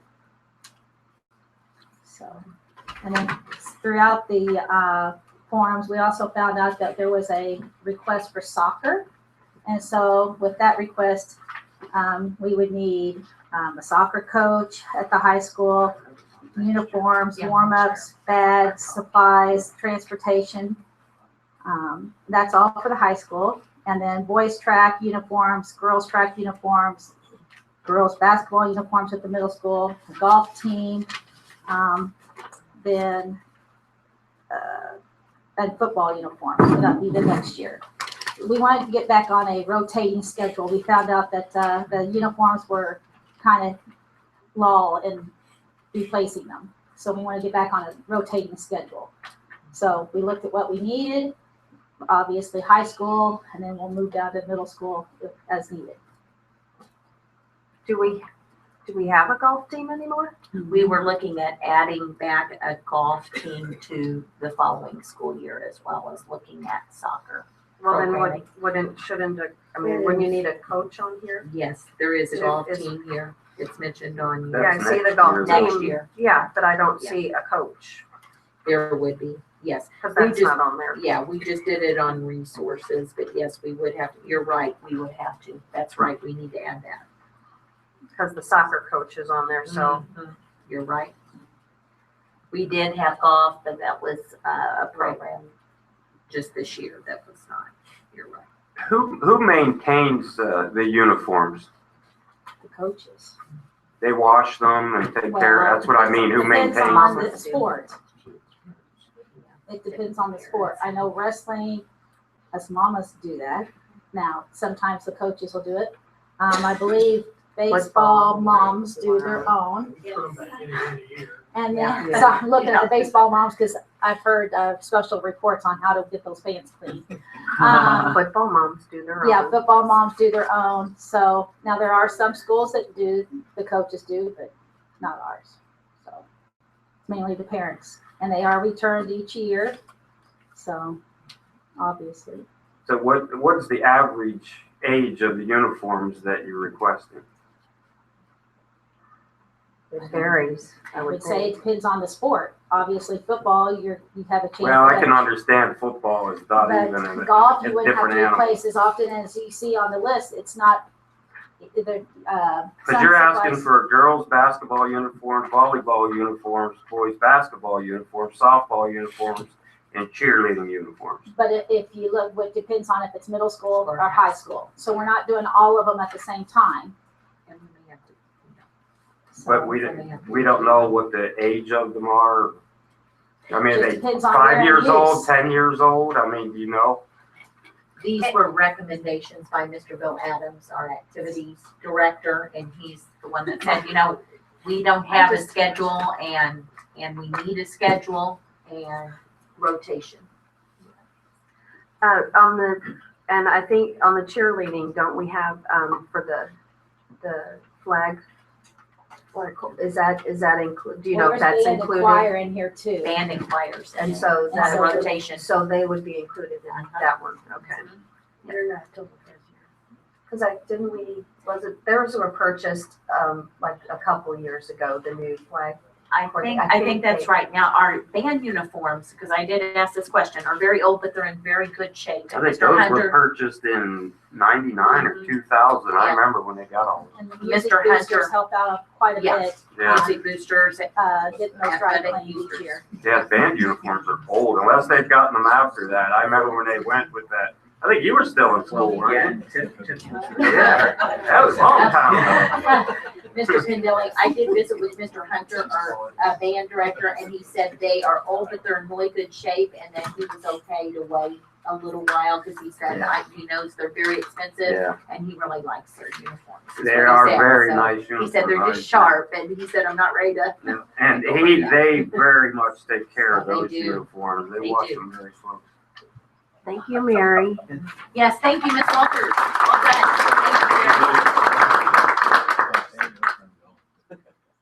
And you do more than teach, Mary. And do we have any questions, about Mission 2020 or? I know that I had $1 figure. Could you tell me what the cost of the entire cost of it, the revised cost is as? It was gonna be right at, I think I had that on Yeah, it's on budget, page it's on 2. the budget here. I think it was gonna be right at around $574,399. Yeah. Now, 62,000 of it, 62,500 of it was gonna be paid for from STEAM, Mr. Birchie. So that would leave the district need to pay $511,899 approximately. And that's just for the 15-16 year. Yes, 15, 16 only. And we still, may need to, revisit other areas of the budget, but I do feel like we can afford to do these things. Yes. Like we have to add it off for the next year, but that's for next year, yes. And if you'll notice on the Mission 2020 plan, year one is heavy, but we have a lot of pressing needs right now that have been identified by our stakeholders. But, and second year's pretty heavy too, but it gets a little bit lighter, years 3, 4, and, 5, but it depends. We don't know what costs are going to do, over time, so. I would just like to add thanks to everybody that was on the DCCs and the time you guys spent outside in your evenings and so on. I think this is a great start. Does get us a 5-year plan, and the main thing is this is going to be revisited every year. It's going to ebb and flow as budget and other requirements come up. So I think we just need to keep that in mind. But I do appreciate everybody's work on it, hard work. Thank you.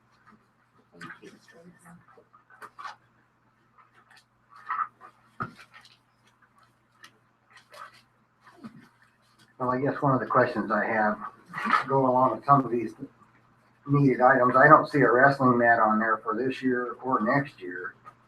That wasn't requested. Wasn't requested.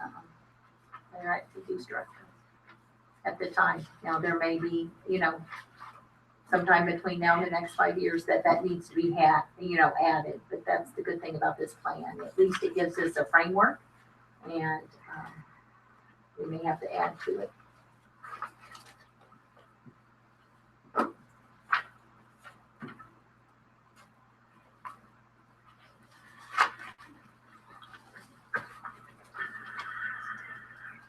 Reiterate that our booster clubs, I know Mary mentioned this, but our booster clubs do help us so much and help supplement in purchasing so many of these items. We really want to thank them, our athletic boosters and our music boosters. So we're just trying to help out too, trying to build it out in the budget where we can help with some things as well. Go ahead. No, we're. I guess one of the questions I have, and it's trying to get an idea how this budget works and stuff and how a budget is put together. And after looking at last year's budget, I came up with a total of $642,000. I was probably short on that for professional services. But most of these professional services that we spend $642,000 plus on district-wide, it doesn't tell you where the money goes. I mean, I know it's probably in SysFin somewhere, and a lot of that stuff is buried in there, but that seems to me like a lot of money for professional services. And I know the lunch program's paid out of that, and lots of other programs are probably paid out of that. Well, I think you're right. I'm not sure that comes under the Mission 2020 plan right now. No, it doesn't. Yeah. And we're gonna have a special meeting to discuss the budget, and that's a very good question, and I think that probably needs to be brought up at that time. Which is right now we're on the Mission 2020. Well, I agree. And, okay. But the statement I'm trying to make, Ms. Matthews, is we know what these items are for. Right. Looking at other parts of this budget, I don't understand, and we're going to have a meeting on that, so that's good. Right. Thank you. Right.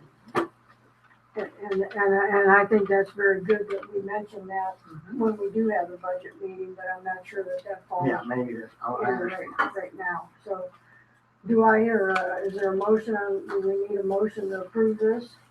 I would say that at this dollar amount, we probably do. So I'll move we approve the Mission 2020 plan as presented.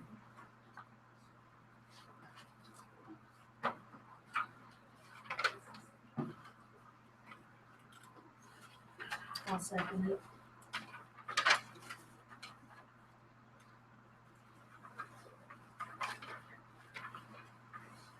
Is there any further discussion?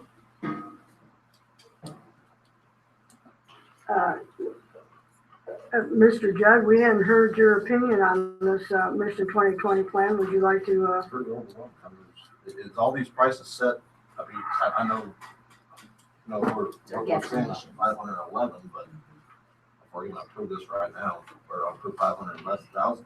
Well, I think we're gonna I mean, The framework is My- what we're going to. we're approving the We don't know framework. what the bids We're will be. We'll have absolutely- to bid it out and bring that back to you. and honestly, when we set the budget, that's when we're setting what we're going to spend. And if we decide to cut out the entire 2020 plan in the budget, then we could do that, because then we just cut the funding for it. It's very similar to, how Congress We're just acts. approving the framework. We're just Yeah, the saying, hey, framework. we like the way that this is set up, that we like the way we think you should look at this replacement schedule.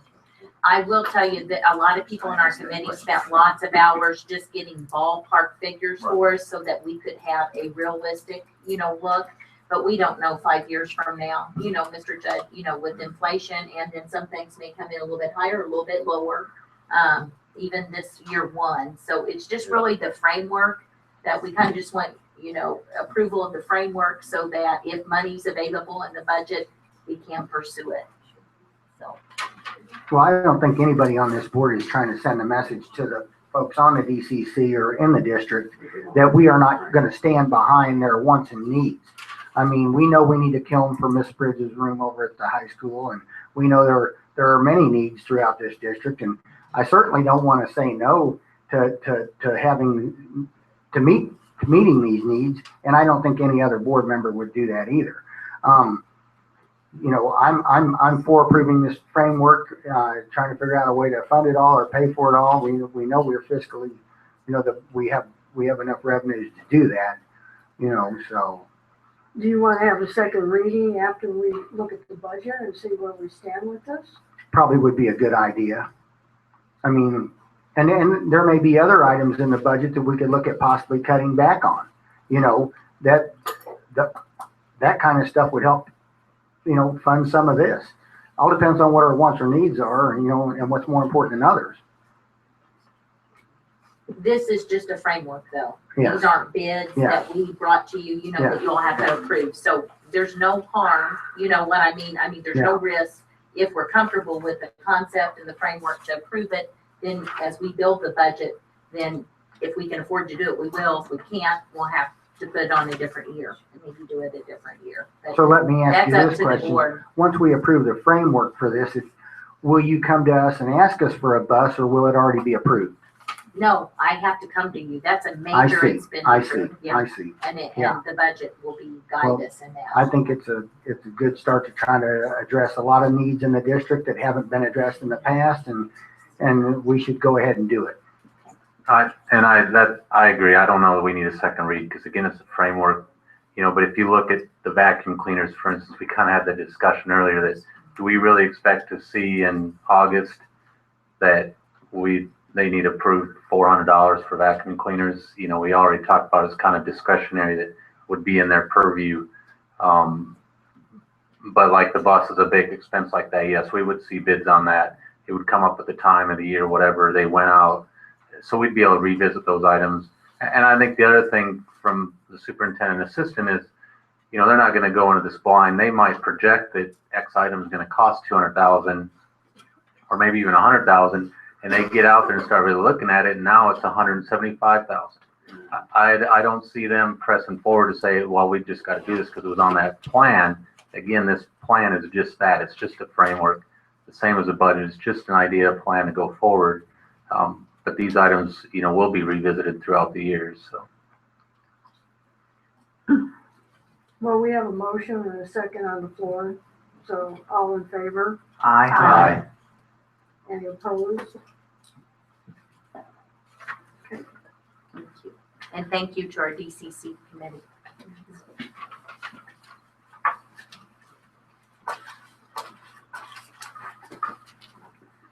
All right, the next one is a certified salary schedule.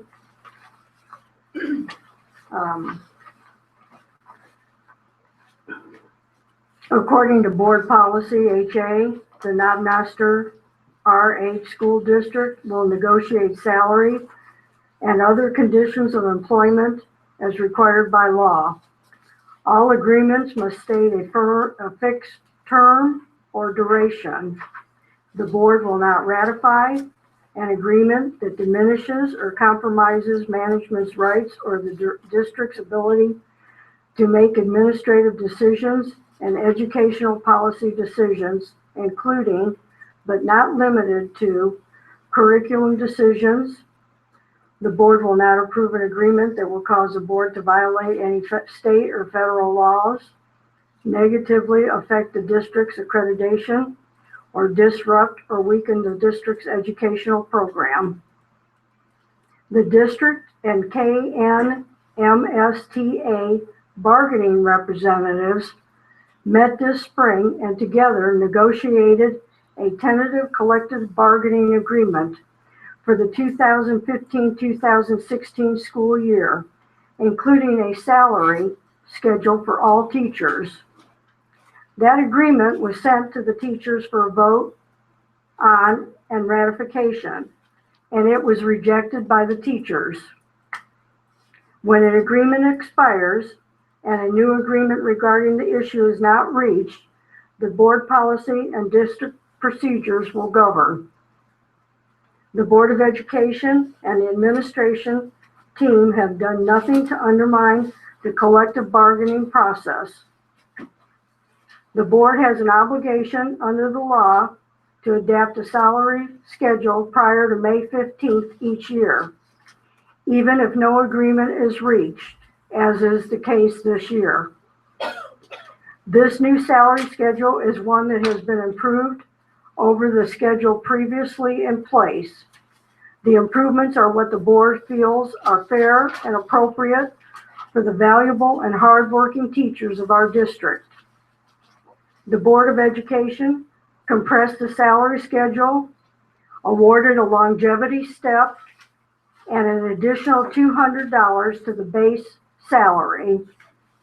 The Board of Education grandfathered all teachers to ensure the compensation for graduate hours. With the increase noted above, teachers will receive, on average, an increase of $876. The above-mentioned items result in a very positive salary schedule, and it is our hope as we move forward together as a learning organization that our team will continue to keep our focus on our students and the continuous improvement process.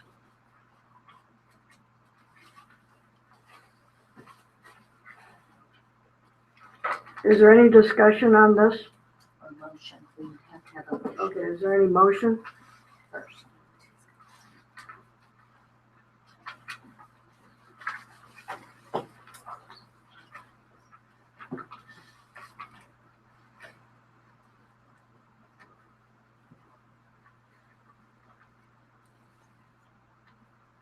I think we need a motion and a second, then we can discuss it, correct? Is that the right procedure for? Either way, I Yeah, think it's either okay. way is fine, okay. So, So I'll move that we approve the salary schedule and additional provisions as presented. I'll second. Is there any discussion? You know, being my first year on the board, the only thing I have is I just really, we obviously have a problem. I don't know what the problem is. It appeared that the collective bargaining went well on my perspective. I don't know why it wasn't approved. Well, I guess we'll find that out a little more in depth later on. But it just really hurts my heart that we couldn't come with some kind of agreement with the teachers, because I mean, we had a very long discussion on this, and I don't think there's anybody here that is happy this happened. I don't know what we can do to make this better. I just wish that we could talk to you about it, and I guarantee you next year, if we have this, there will be a school board member on the collective bargaining team. I guarantee that will happen. I agree with Mr. Pendilli on that, and, you know. But as it sets right now, we're bound by law to do this, and It's not what I wanted to do. It's not what I wanted to see happen, but we're bound by law and we tried to do the best for everybody. So, and I'm sorry if it offended anybody, but that's my position, and hopefully we can do better in the future. That's all I have. I'd like to let our teachers know that, you know, from a board standpoint and a community member standpoint, that I am very, very happy that we have every teacher in this district, and they're much appreciated on my behalf for everything they do on a daily basis. And I know that on the behalf of the superintendent, assistant superintendent, and the rest of the employees of the district, I am grateful that you all are here. I mean, I am new to this, and I certainly hope, like Mr. Pendilli said, that we have a board member on the committee next year, and we can work together, and maybe things will be smoother. So.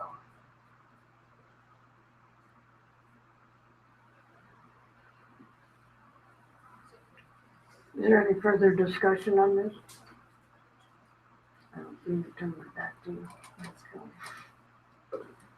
My microphone's going that way. Well, we have a motion on the floor and a second. All in favor? Aye. Any opposed? Classified pay schedule.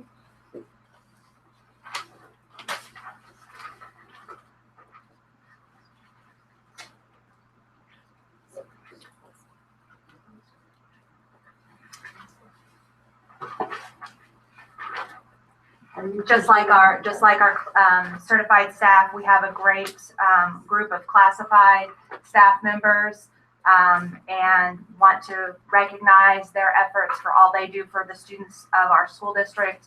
And before you have a recommendation, which would be a 25-cent an hour pay raise for each of our classified staff members.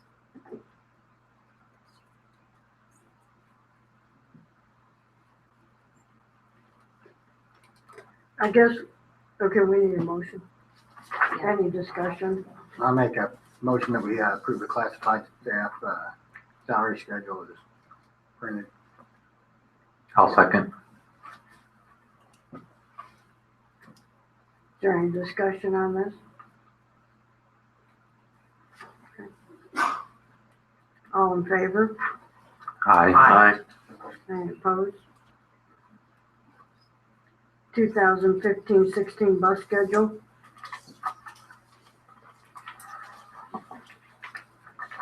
In your board packet, you have information regarding a transportation stakeholder survey that was sent to parents, teachers in the district, and the survey results indicate that there is a considerable interest in reducing the amount of time that our students are in our B bus rooms. And it's kind of a indefinite based on the data on whether to extend the day or start the day early. There's not a real clear-cut answer to that based on the survey data. However, there is a significant interest in reducing the amount of time our students stay before and after school. That's also been an area of concern expressed by our staff. To minimize the supervision time before and after school, especially at our middle school and K&E. Before you have an idea, a proposal of starting Whiteman Elementary School 30 minutes earlier in the day, which would allow us to run routes on Whiteman, and also then those buses would come to town and run K&E routes. What starting Whiteman early does for us is it eliminates the AM and PM bus rooms at Whiteman. So our children won't be waiting for the bus or coming in early and waiting for school to start. I'm going to look over Dan's shoulder here. At Noster Elementary, it reduces and eliminates the morning bus room and significantly reduces the bus room in the afternoon. Ideally, in talking to some of our bus drivers, possibly even think that what is projected on this draft would even be decreased due to the short length of time that our Whiteman routes. Our Whiteman routes are approximately about 9 to 12 minutes long when you run those routes. Would reduce the bus rooms at the middle school, and of course, no bus rooms at the high school. So really this evening is just kind of getting the board's input on that concept of starting Whiteman Elementary 30 minutes early. Kind of the idea of bringing it, we will bring bus routes to you next month, but kind of want to know what your feelings are. I have heard some discourse, if you will, about having to start early out at the base and getting through the gates and some of those issues that are there. So that's what's there, and would just kind of like your thoughts on the concept of Whiteman starting 30 minutes early so that I know how to draft bus routes to bring back to you next month. Did we have staff input on starting 30 minutes early? Yes, ma'am. The survey went to staff and parents. Was there a breakdown? Could you dig into the data and say staff said this, parents said this? No, I could not, Matt. I'm sorry. What is the biggest issue of the whole bus change schedule? And is it that we don't have enough buses, that we don't have enough time, or I mean, what is the issue? Traditionally, the biggest district, Dan, has run double routes. And in running double routes, you have students that are in the cafeteria or the gymnasiums 25 to 30 minutes before school. They get dropped off and then that bus goes back out and does another route. Same thing in the afternoon. To eliminate that, there's two solutions that we've been able to come up with. One is we buy more buses and hire more drivers, or two, we stagger our start and dismissal times of our buildings. But we could change some of the bus routes. Yes, ma'am. We could change some of our bus routes, but we are still going to have some of our students in bus rooms, even with some tweaking of our routes. Right. And the high school and junior high school kids can probably stay in the cafeteria is more easier than the elementary school kids can. And that's kind of what we've tried to do here. If you notice our, for example, on the draft plan that you have, our high school and middle school students now that go out to base, they are our A runs, and so that's been switched and they would become our B runs in the afternoons. Where is that on here? That would be, if you look at Whiteman Air Force Base to Knob Noster High School and Knob Noster, if you look at their dismissal times, what time they will be boarding the bus, you will see that they are boarding their bus approximately 3:22 to 3:34, 3:48. Oh, that's providing we start the school day earlier. That's correct. So if we don't start the school day earlier, then we haven't made any changes. I think that the concept that's on the table tonight that I need input from is if we want to go with starting at Whiteman earlier and stagger our routes, or if we want to keep the routes the way we have now and just do some revisions on what we currently have. So Dr. Nomi, you're not asking us to approve this tonight? That is correct. Okay. I will bring back routes for approval next month. I'm just wanting to get input from the board because it is a change that will impact our community, especially our families on Whiteman that go to Whiteman Elementary. So if we don't do the earlier start and we say, okay, nix this idea, you're gonna go back, revisit some of those routes that can make adjustments. But what you're saying is even with those adjustments to those routes, we then will still have bus rooms in the elementaries either before or after school. That's correct. So we have 120 teachers in the school district, and how many students? We have approximately 1,400 students. 1,400, and we only got 138 people to answer this question. That is correct. So the response rate was low. Yes. Probably because they didn't know the survey was out there. It went out through School Reach. It went out through an email.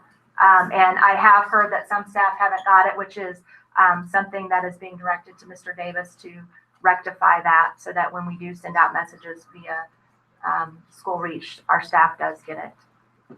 I guess one of the questions that I have, I may be unaware of is, does the K&E start at a different time than Whiteman does? Not currently. Not currently. So all of our schools, basically everybody has to show up to work about the same time. That's correct. Within a few minutes, the middle school and high school are a little bit different than the elementaries, but the elementaries are. What about the identical. folks that work on the base? Is there any issue with ever having to get to work on time? I mean, I know I've seen traffic backed way No, up at the, Some mornings, yes. They do have to plan for the gate. but surely there's some kind of leniency depending upon what's going on at the gate. Right. Has this always been an issue, or is this just something that's new, or what has changed that has made this an issue all of a sudden? Mr. Vandelli, that's a great question. This is an issue because this Board of Education kind of charged me with this fall to take a look at this and try to eliminate the B-bus rooms. There'd be the long-term wait for some of the kids in schools. I mean, I know we have some at the Knob Noster Elementary that are there a considerable amount of time. Dr. Norman, Yes. would it be permissible for me to take this more concrete proposal back to the base and put it in front of our parents and get back with you about a week with some? Absolutely. That would be a little more wonderful. fit- Yeah, okay. That'd be great. Thank you.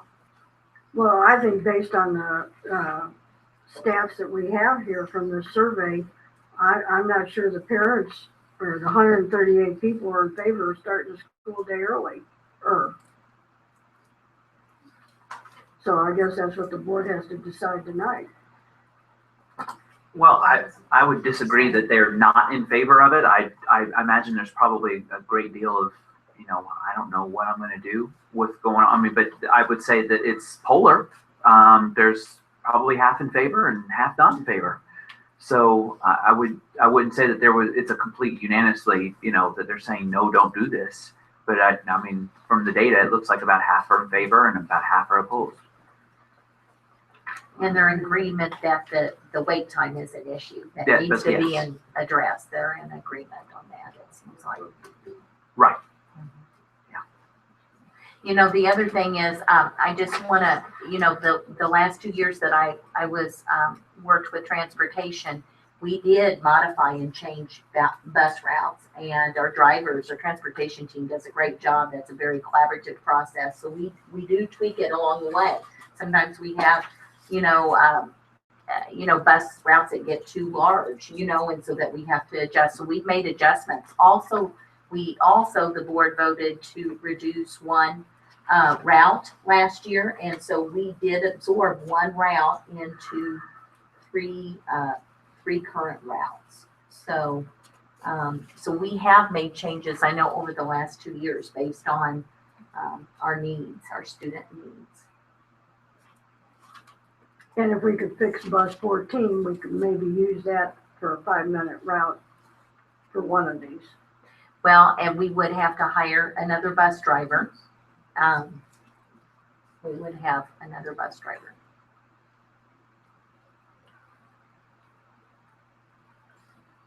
So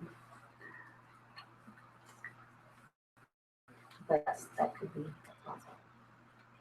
So do we need to go back out with another survey? Do we need to hear what Whiteman says? I think we should give Colonel Sparks the time he asked for and afford him opportunity to get some input. So then we'll put this under old Business, yeah, that'd be great. I think we can be back to you within, certainly before the next board meeting. So you can have some time to put a little more concrete proposal forward. But because you actually brought it up with us before. Correct. So there was some discussion, but now that we can kind of see what it looks like or would look like potentially, it'll give folks a chance to go, yeah, okay. I'm with you all. I think the survey, regardless of how many results you get, numbers you get, it's going to be pretty polar. Some folks will like the things just the way they are, and some folks will want to change one way, and some folks will want to change the other way.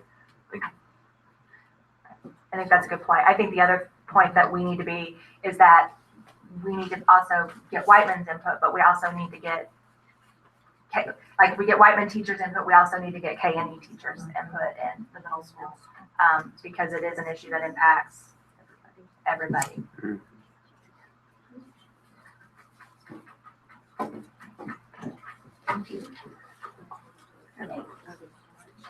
So, student achievement update. We have our building principals here to present our student achievement update.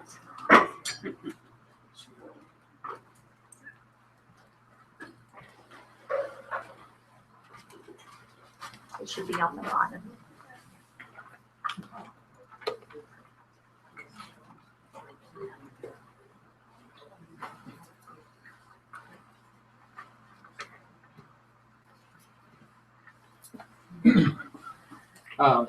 We're doing our actually our third quarter star data. So you can see our trend data. We did not have any in below basic. There really isn't a below basic for first grade. But here in the third quarter, we took all the 9 kids out of basic.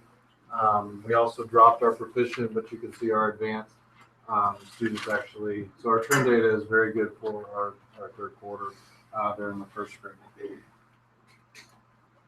Same thing for second grade. Our basic dropped. Proficient went down because all those students went over into advanced. So once again, it's the kind of trend line that we would like to see for second grade. And third grade the same. We took all our kids out of below basic. We did add some into the basic, but you can see it in second quarter we had 4 in the below basic. 2 of them actually went over into our basic, and then some went up into our proficient. But you can see that we advanced once again in our advanced category. I'll just give you some background on this. I know I'm probably talking already too fast, but the advanced are the students that are reading above grade level. Our proficient kids are reading at grade level. Our basic kids are reading 1 year below, and then our below basic are reading below that. So we have 0 in the third grade in that below basic. On our fourth grade data, we have 11 that are below basic, but you can see that the trend is dropping. Our basic has dropped as well, and our proficient and advanced scores have gone up as well. So across the board in K&E, first through fourth grade, our trend lines are doing exactly what we want them to do. We're getting more students pushed over into that proficient on grade level and even above grade level. We also tracked our SAMR data.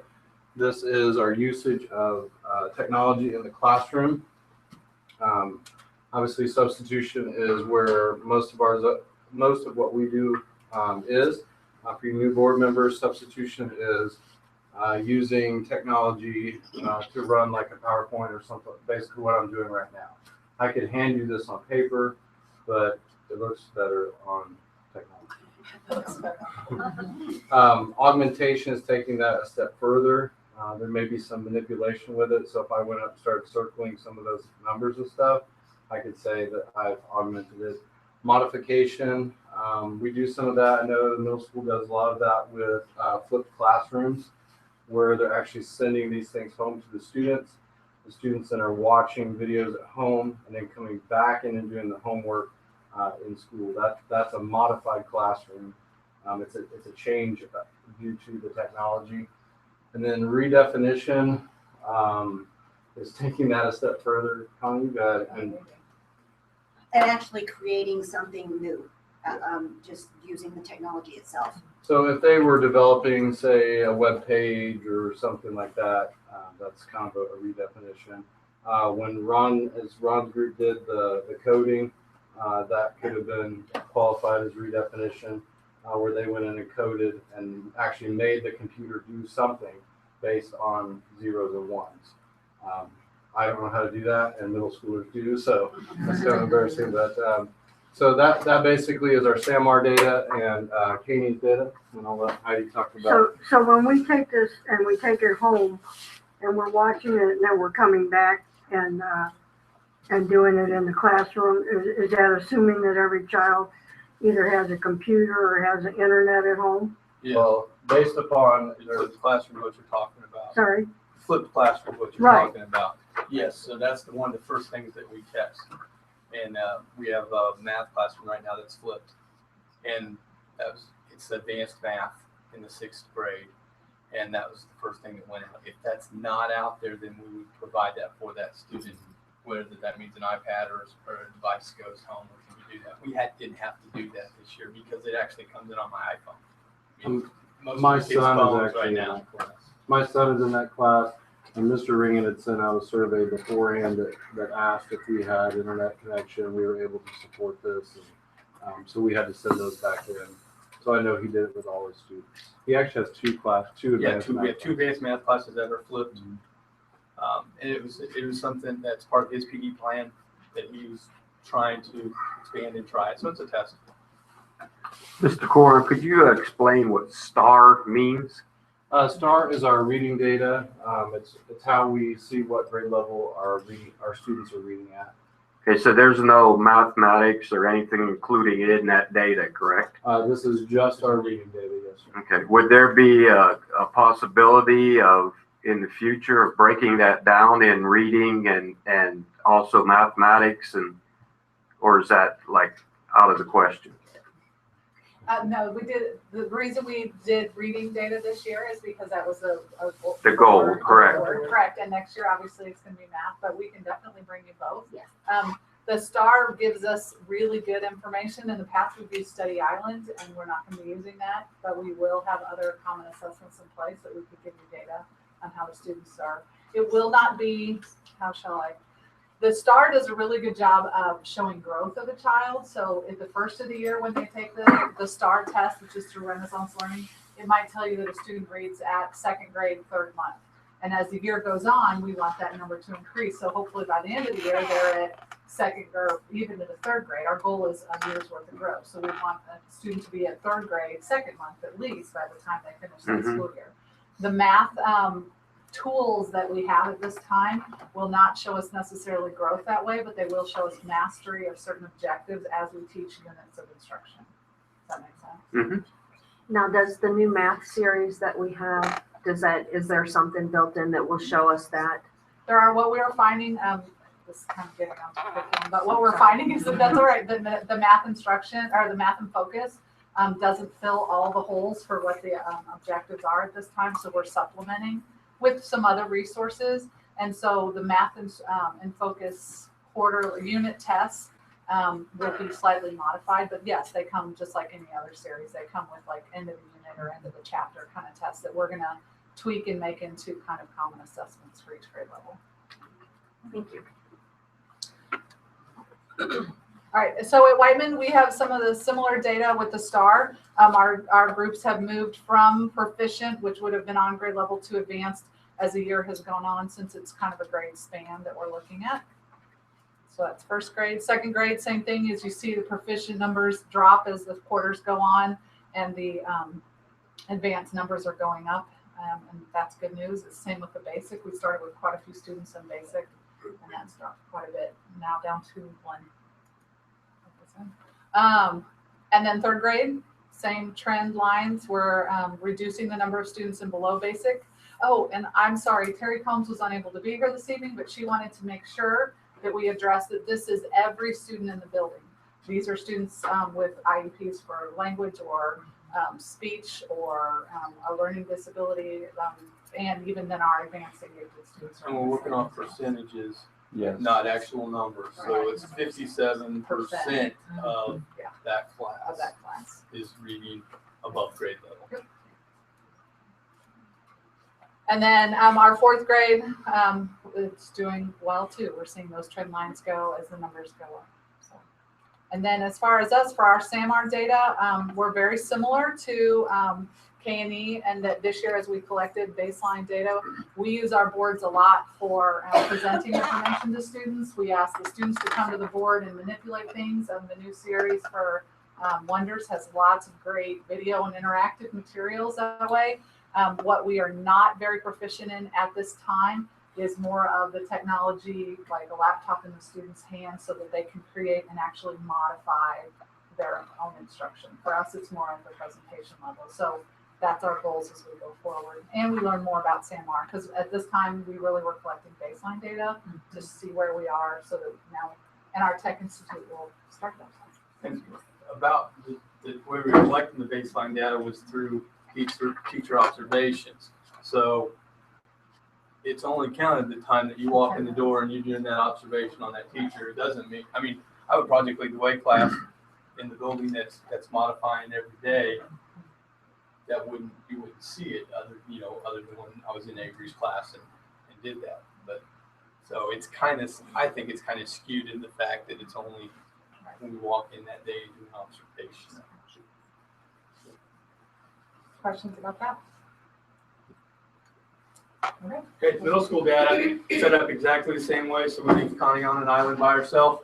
But fifth grade data, when they're growing like they're supposed to, what I look at is the first two categories, the advanced and proficient.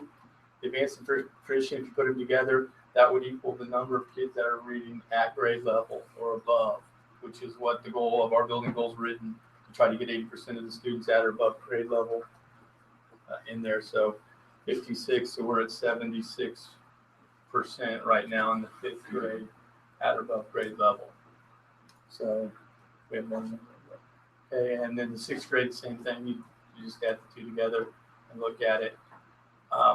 This is all your students, so that includes everybody in the building. That means your IEP students and everybody's in there when I'm looking at the percentage. What this doesn't show in the way that the data is presented is the growth of those kids that may be even below basic, but the growth that they had was remarkable. I actually pulled reports that are individualized to a student who went from, a 2.8 is what he started at, and he's at a 5.6 now. So that's almost 3 years of growth in 1 year, but he'll show here as a basic kid, even though, so he looks bad, but his growth is tremendous. And that's consistently across most of our IEP kids too. When you look at that, problem is they're so far down, it's pulling them up. So it takes multiple years to get in there. Seventh grade, same way. And pretty good. All our trend lines are up, going down. I do have a little bit more of the modifications because a lot of the projects that they apply, they may use a computer element. So I'm just going to use a FACS design. They designed a shoebox classroom or shoebox room, their ideal room if they were going to build it. So they went to the computer and they actually laid out the design on the computer, computer-aided drafting, basically like that, where they pull in, change the floor, and build the bed, and all the good stuff. Then they actually had to physically take what they drew and what they had on the computer and turn it into the actual physical model. So that is modification.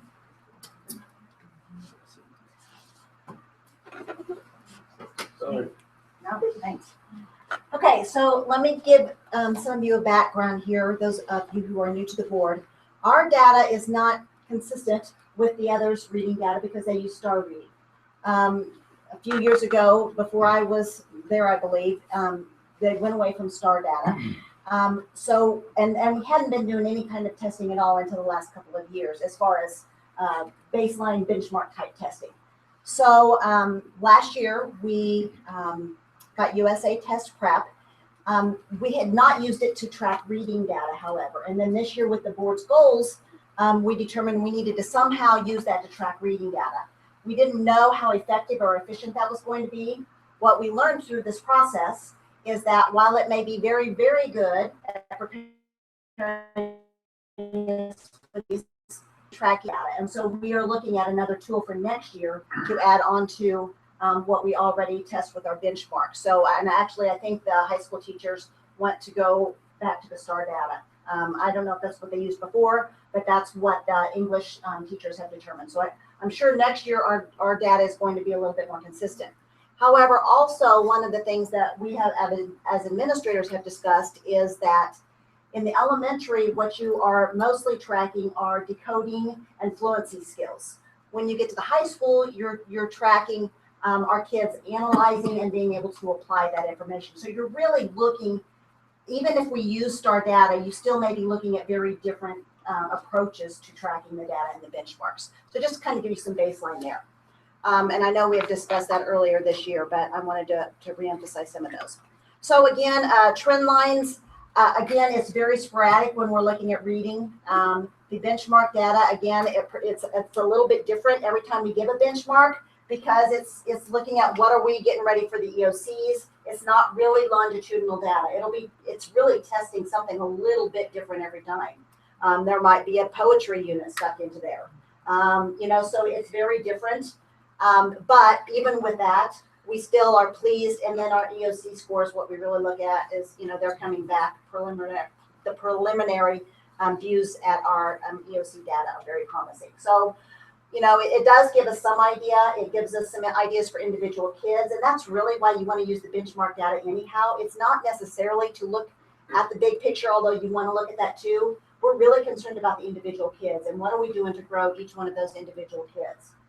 And so our trend lines also are moving up. While our advanced doesn't necessarily look like it should, like I said, our EOCs are showing different results. So we have a very rigorous, this USA Test Prep, what that tells me is USA Test Prep is a very rigorous benchmark testing. ELA, all of our ELA too. Again, I don't have anything new to say there, I don't think. Here's our 11th grade. We use the ACT rather than the EOC since our kids are taking ACT, that only makes sense. Trend lines, again, increasing where we would want them to be. 12th grade, the ACT as well. We did include math data just because we are making some big changes in our math department. We are requiring much more rigorous applications from our students. We also have a new textbook at our Algebra 1 level. And then even at our upper levels, Algebra 1 would be our new text series. And again, while it doesn't look like Proficient and Advanced are there on the EOCs, we are showing that they were increasing. So again, a very rigorous test bank there. Geometry, the same thing. Our Algebra 2. Then our SAMR data, of course, you would expect a little bit more redefinition and maybe modification because we had the laptops there. Still not what we would necessarily want to see. We, as a building, are very excited about that instructional technology coach. And so we're really looking forward to some of the things that we're going to see next year. All right. So when you say you didn't like the method of evaluating it this year, was it better or worse? Obviously, since you're going to go back to the STAR. We're still going to use the USA Test Prep because we think that prepares us very well for our EOC, and that gives us some really good information and data, but it's not reading data as such. It's not that literacy piece. And so we're going to be using both tools actually. And we just put this together. It's our great teachers that do the work in the trenches. Yeah, that's right. I have the easy job of clicking numbers. That's it. It's them that's doing the great job of getting our kids to advance and proficient. So. And I would just like to add to that we really appreciate your approval of the new Wonders materials. Our teachers have found this to be amazing. Not only the materials that they offer to them as resources to use with the students, but we have the rigor is there, and we are seeing the results of that work is happening there in the STAR. We're seeing more and more kids have a greater depth of understanding of vocabulary, how to compare text, how to look for the answer in the text. It's really good stuff. So we had 100% of the high school kids, or not all the high school kids took the ACT this year, right? All juniors took it. All juniors took it, and we don't have those results back. However, of the kids who have taken ACT tests previous to that, so multiple grades, we are seeing increases in our math especially, which we're really excited about. And we're seeing gains across the board. So we feel like we're definitely on the right track. And while, we measure EOC and we want to look what we're doing well, to me, we are really looking at that ACT. Are our kids college and career ready? And to me, that is kind of the ultimate test for that. So 100% did take it. The juniors, yes. The juniors did take it. That's what the state mandate, high school. Required by law now. Yes. Every, they have to. It gives them the opportunity to retest again. They absolutely, absolutely. And our district last year committed, before the state changed the assessment program, we committed to paying for every sophomore last year. So this was the second time For for some our, of them, for some of our juniors to take it, so that the was a ones that good took thing. advantage of that opportunity. yes. Absolutely. When do you get the results? However long it takes ACT to get that back to us. Yeah. It's hard to tell, you know, when you have statewide, they've never had a statewide test like that before, so it's very hard to tell. The map testing was only supposed to take 10 days, wasn't it? It didn't work that way. Yeah. Yeah. Exactly, Yeah, so. Yeah. That was 9 days that I was not enjoying. Thank you all very much. Appreciate it. So we're gonna move into old business now.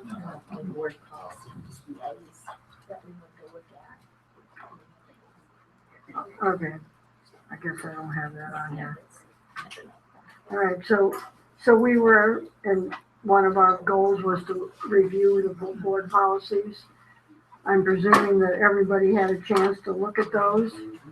And are there any, is there any discussion about that, the policies? Just on AA, or are you moving on to all of them? Well, we'll start with AA first. And then if there's no discussion, then we'll move to, is there any discussion on AA? Not on AA. Okay, AC. AD. ADF. AF. AH. Yes. Okay, bingo. Okay, the smoking on school premises. Blah, blah, blah, blah, blah, blah. Where was that? Smoking in designated smoking areas and facilities is allowed.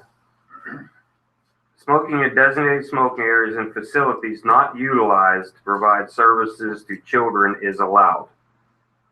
What properties do we have that would allow smoking on any school premises? Bus barn would fit that. So then if they're smoking in the bus barn, then they're smoking on the buses. No, they're smoking, say out in the parking lot, that's still district property. Right. You know, if they're standing outside the building, out next to their own vehicle or something, smoking a cigarette, I mean, But I thought this was a non-smoking campus, period. I'm sure we do have some employees of the district or even parents that smoke.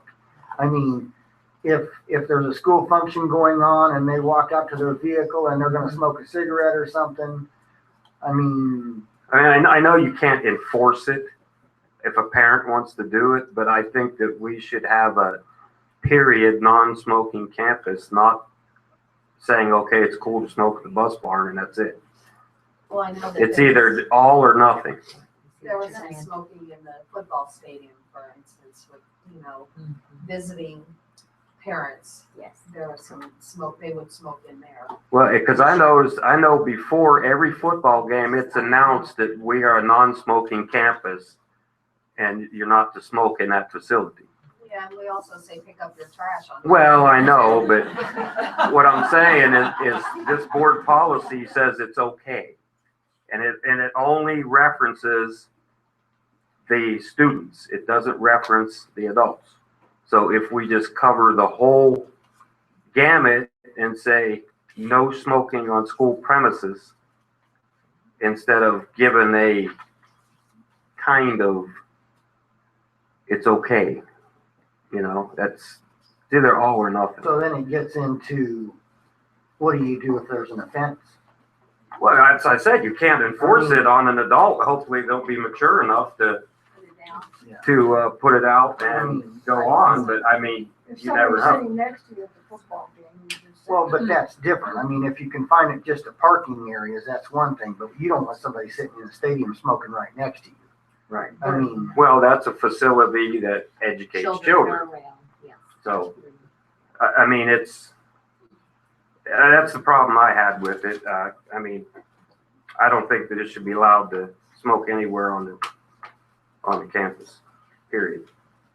But I mean, my concern would be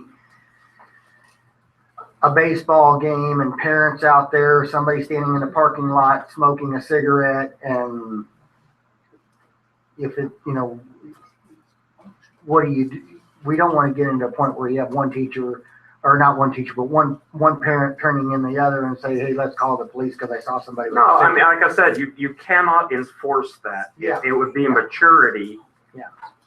That would be the governing baseball bat there, whatever you want to call it. We're saying that it's okay to smoke on part of the facility, but it's not okay to smoke on anything that educates a child. So, I mean, why is that even in there? It should, yes, yeah, nothing, there should be no smoking period on school property. I mean, like I said, it's just down to maturity of, you can't walk up and tell a parent that, you can't smoke. I mean, you can tell them, but if he But you're saying gets a little rowdy. no smoking, but not necessarily enforced. I mean, unless there's a situation that's right. Well, I mean, you can approach them and say, hey, there's no smoking on our campus facilities. I mean, you can't wrestle them to the ground, take it from them, but like I said, it comes down to maturity and reasoning. I mean, what are you gonna do? I don't know. I just think it's either should be all or nothing. Well, we could strike that last sentence, in the first paragraph and the second paragraph. That would take care of that if that was the pleasure of the board, the direction we wanted to go. And then my question would be, does that include smokeless tobacco? Yes, Yeah, it sure would. as a matter of fact, the beginning of the policy, Yeah, it does. Oh, yeah, it says even the, electric things. Yeah. That are kind I know. Well, you can't, like I said, you can't, it's either gotta be all or nothing. You can't say that it's okay to do it in a facility that doesn't educate children. There's no place on here except for the bus barn that doesn't educate children. Oh, I read it. Yeah, it's not on this. Is it on this one? Tobacco or tobacco products, but I read somewhere, it might have been on my copy. Tobacco products. Well, that even, it said electronic Yes, e-cigarettes or whatever. I think it's different policy, but it does reference. I don't know, I saw it somewhere, I read it and was like, this is ridiculous. So just as a matter of, how to move forward on this, we talked about running our changes by the MSBA policy service to make sure that we're not violating That's any. right, before we vote on it. So, Want me to pull that one and ask them? we want to propose to look at eliminating that sentence. Is that what we're talking about, Dan? Yes, I mean, I don't think there should be smoking anywhere on school grounds. In a paragraph. Okay. So you're talking grounds, including facilities. Right, You're talking nothing, nowhere, nothing that the school owns. No, grounds or facilities. Right. I mean, we could ask for some verbiage on that. Yeah, we'll call it in. And, But then and if we made that change, then we would have to have, I'm thinking we would have to have some sort of consequences for those. If we're enforcing that, then we need to come up with consequences for people that do. I mean, it's one thing to say, well, we ask them not to, and we hope they're mature enough to do it, but then what do you do if they don't? I mean, am I assuming that that's something that we would have to do if we were to enforce this on? I mean, what do we do now if properties? somebody wants to smoke a cigarette in the gym? Well, they I mean, don't. I I mean, Well, they don't, because, I mean, No, but what They're if not somebody's gonna- got, they got tobacco? I mean, they're what gonna if go outside if they're the parking chewing lot tobacco? and smoke there. So, I mean, if they're chewing tobacco, that's different, but, you know. So I'm just saying, I'm not sure, because I haven't looked at those other policies that deal with that. But we want to make sure that if it's something that we are going to strictly enforce, that we cover all of our bases and that we're consistent with what we need to be. So Dr. Lawrence, you could maybe address that too. I mean, look at Yes. our procedures and things like that, and see if definitely. that would be something that we need to revisit as well. Something, I did find on JHCD, it references AH, but it references a different title. It says imitation smoking products along That's with it. probably where I read it. So Yeah. as we're checking out the MSBA, you can check them. I mean, I don't know that we pulled the latest copy of AH down. The other thing I would like to add, or just, I think we should consider is, and I'm not a smoker, I'm a tobacco user, so, you know, those that do use it will, chastise me probably, but, I'm actually trying to kind of look out for them. Do we set aside a spot visiting teams? I mean, what do other schools do? Do we set aside a spot that, hey, if you do want to smoke, here's where you go to smoke? And then we move them out, say for instance, the football stadium, we move them out clear by that softball field that's out there. No, I'd Just say something, no. do we consider that to say it's all or none, or if you do, here's where you go, but it is away from everybody? No, I say no smoking on the campus facilities or school facilities, whatever you want to call it. No tobacco usage. What if it's a smokeless cigarette though? I mean, what if it's the ones, I mean, that's not tobacco. Yeah, it's referenced in JHCD. That's where I saw it at. Thank you for bringing that up. I agree with Mr. Pendilli on the no smoking on the campus, but I think the problem that you run into are the issues with the parents or the legal aspect of maybe law enforcement or somebody else having to get to intervene could cause bigger issues for our district. It would cause no issues. Because right now, you're only telling them they can smoke in facilities not utilized to provide services to children. That means they can't smoke inside any school or any building that kids utilize. Or the football field or the baseball No, field. that isn't considered a building. But still, you don't want them smoking there. In facilities, not utilized to provide services to children. Facilities. Yeah. The facility would be a baseball field. Facility would be the track. Facility would be the football field. Yeah, there's a kind of a gray area when you start including the parking lots. I mean, it's still a facility. I know. You're not gonna allow a parent to go out to their truck and drink a beer. Well, but the issue is, well, yeah, you're right. You're right. You're not gonna be out there boozing it up in the parking lot. I mean, but like, And that's supposed to be anyway. I think the same thing probably yeah. applies to this. I think there's probably more parents that sit out in the parking lot and smoke than we think, and hopefully. Dan, just to, make clarification here, the policy AH that was in our board policy packet, we just updated AH back in June of 2014. So last year. I got 2009. Yeah, but if you pull it up on the website, on the actual policy service, that sentence that we're talking about striking just doesn't exist in the current Okay, policy. so it's gone already then. Okay. we're good. So how come ours hasn't been updated? The manual wasn't updated. So these are photocopies. This out of is the perfect. This is perfect. Yeah. This is a perfect example of what I was talking about last meeting. See, because I have found so many issues with these policies, and now that we're reading them and everybody's reading them, and we're all getting educated on what we're supposed to be governing anyway, is perfect. This is a perfect example. You are Thanks, correct. Matt. Well, no, see. Yeah, you're correct. Yeah, it's we're arguing over old news. We all got different policies. Everybody's got different stuff. I mean, it's Okay, so we can move along now. We're good. cool. Thank you. Thank you. So, under old business, we have, Jake. Just for clarification, we pulled things from the consent agenda that would Yes, be we new did. business, so Right. we Well, have to one of address them- those. One of them we needed was to look at, The grant. the grant has the wrong, R. Yeah, that was a typo from the state of Missouri, so we will definitely correct it. They did put R3 instead of R8, but they do have Noster listed out.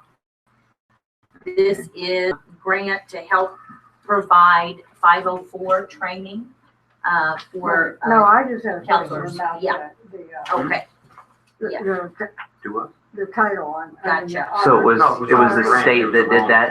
Right, the state just did it, and So we know who we are, but the state doesn't know who we are. Yeah. Okay. And so what we'll do, it's a typo, we'll have to sign it if it's agreed that we'll accept it, but it's a good deal. It's a free, $500 to help us. We like free. Yeah. So we need a motion. I'll move that we approve the Department of Health and Senior Services Professional Development Grant. I'll second. All in favor? Aye. Yeah, and just to clarify too, this will be coded under professional services, but a grant also, that's, Mr. Birchie, that's one of the areas where, we have multiple codes, but it'll show up coming in as a grant. Okay. Okay, does that make sense on that? Because we'll bring in a, service provider to do that. And the other one I had was the, job descriptions for receptionists, Yes. custodian. So we had no job description. Just real quick, let's vote on, We did. did we? I didn't, did we say, everybody said aye? Yeah. Good job, man. Way to hang in there, buddy. Thank you for keeping me on track. Maybe you ought to start I need all the help I drinking tea instead of can. water. I need all the help. So it's my understanding we had no job descriptions for these people in the past, is that correct? That is incorrect. There were job descriptions for these positions. These have just been revised. Okay, my question is what are the changes that were made in these job descriptions?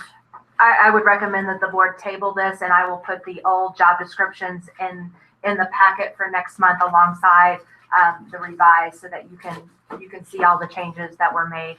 I can't speak to those changes tonight. For example, Administrative Assistant 3 was done by those individuals that do that job, and there's about 4 of them that worked on that.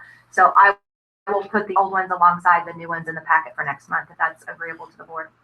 Yeah. Yep. Sounds good to me. So it'll be under old business.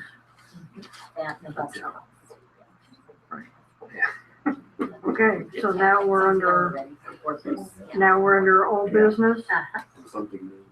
So now we need to discuss BBF. And that's school board. And the BBF is recommended by Dwayne Martin to change number 13 on there to read to avoid financial conflicts of interest.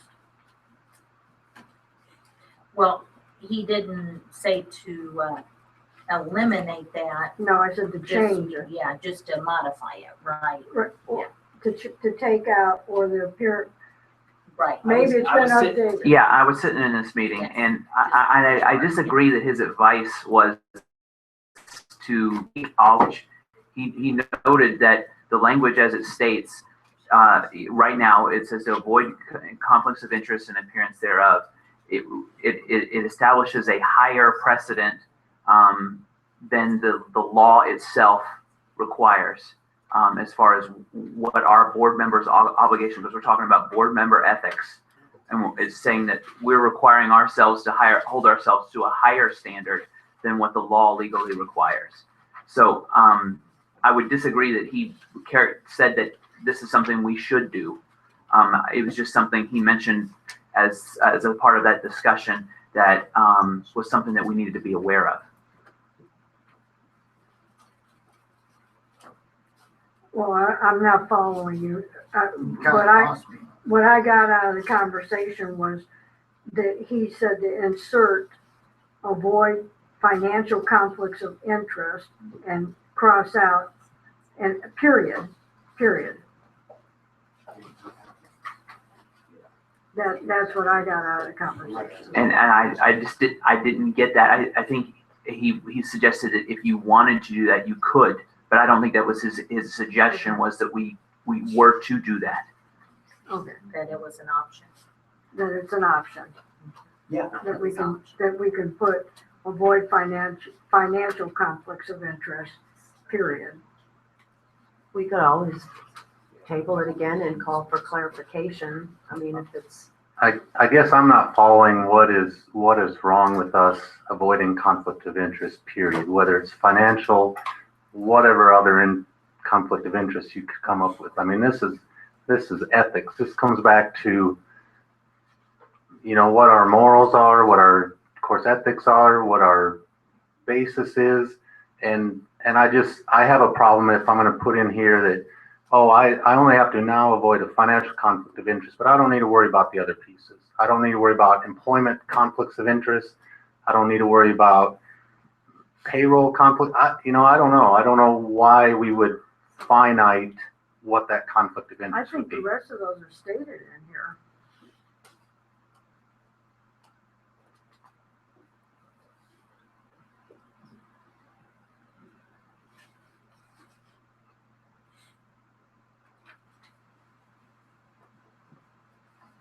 Well, if they are, I still don't understand why we're defining a specific conflict of interest.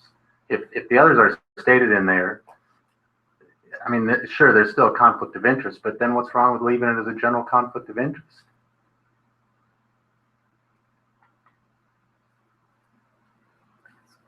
Well, I guess the issue I have is what do you define as conflict of interest? There's.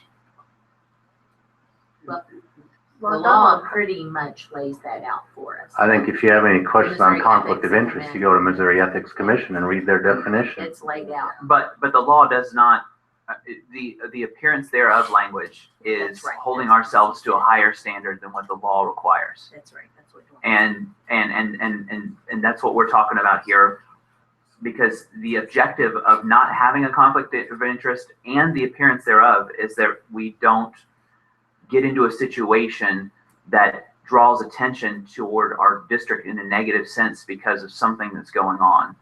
And it draws attention away from what we're here to do, which is to make sure that the kids get a quality education.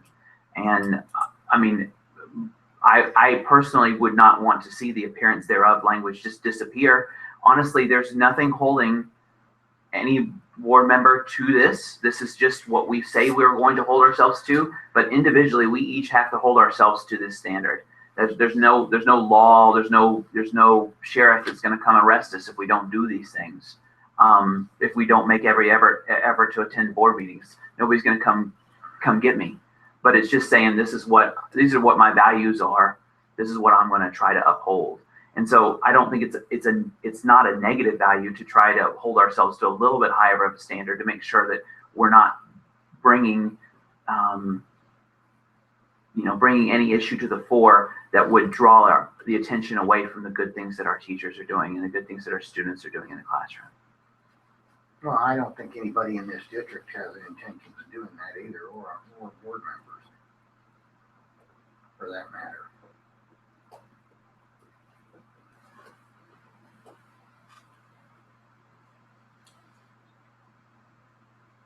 Any more discussion? I mean, do we want to table that? Do we want to Well, here again, we can go back and ask Wayne what his, talk about clarification on that, or? get a clarification from him. Sure.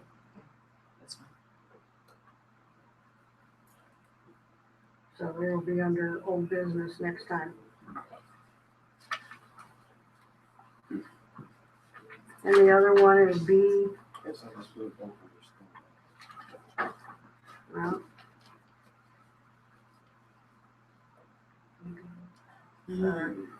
EEA. EEA. Yeah, so EEA, which is Student Transportation Services. Right. Got it all.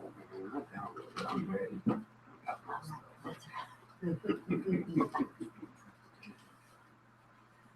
Well, what if all of that in 10 minutes? If we haven't,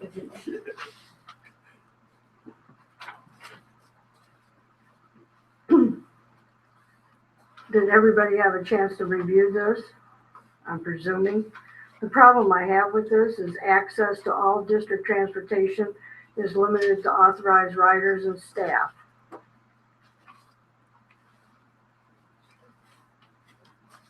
In my opinion, this is subject to interpretation.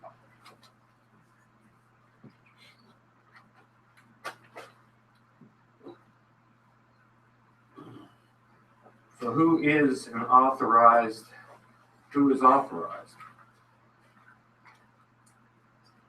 All of our students on our bus list are authorized riders of our buses, along with any staff that are participating in a school activity are authorized. In special circumstances, other individuals are authorized riders depending on what the situation is.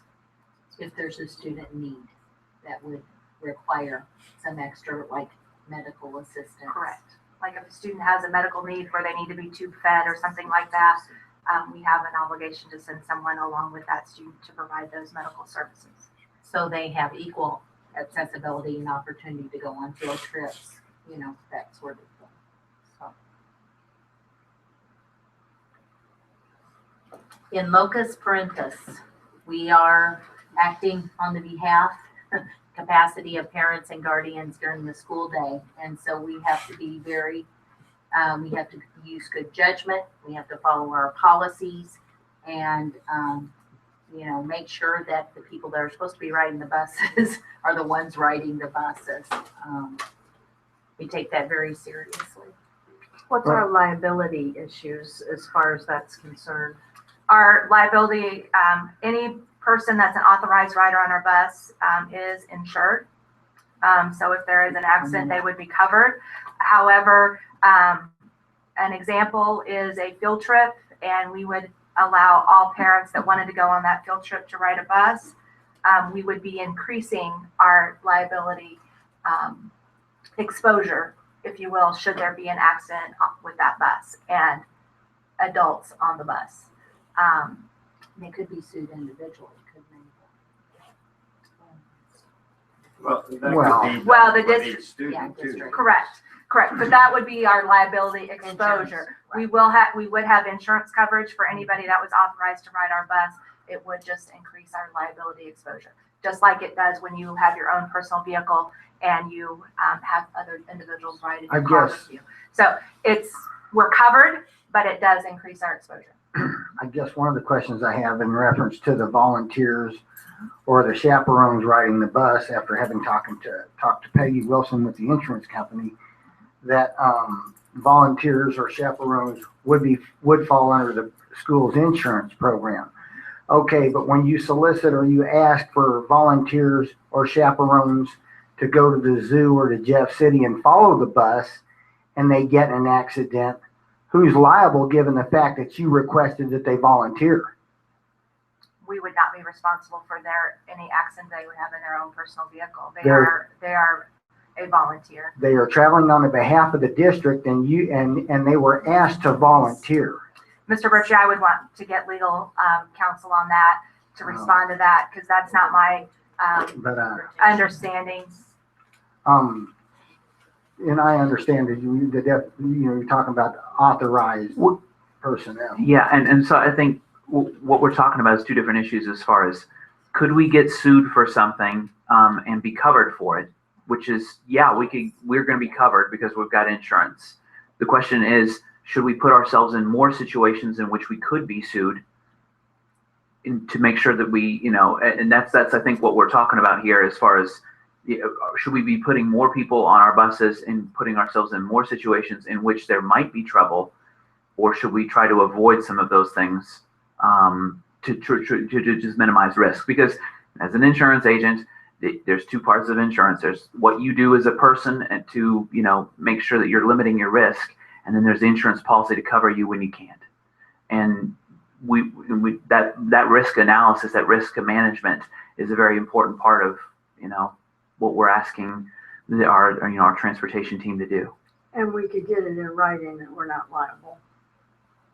Yeah, I mean, you can have them sign a hold harmless agreement saying that you're not gonna sue the district. That hold harmless agreement is not worth the paper it's written on if they decide to sue the district. I mean, they can just sue us. I mean, but the idea is you get somebody to sign something like that. If you go bungee jumping, you have them sign something like that, they'll think twice about suing you before they do sue you. So maybe they won't, maybe they will. But it's just a hold harmless agreement. It won't hold up in court.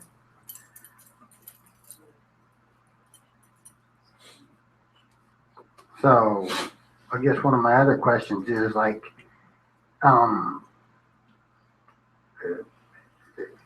district employees or other folks traveling on buses. I mean, I know that in the past, well, say you have a district function at Whiteman Air Force Base where you're going to go out there and you're going to, to a sponsored event, and you have board members going to ride the bus.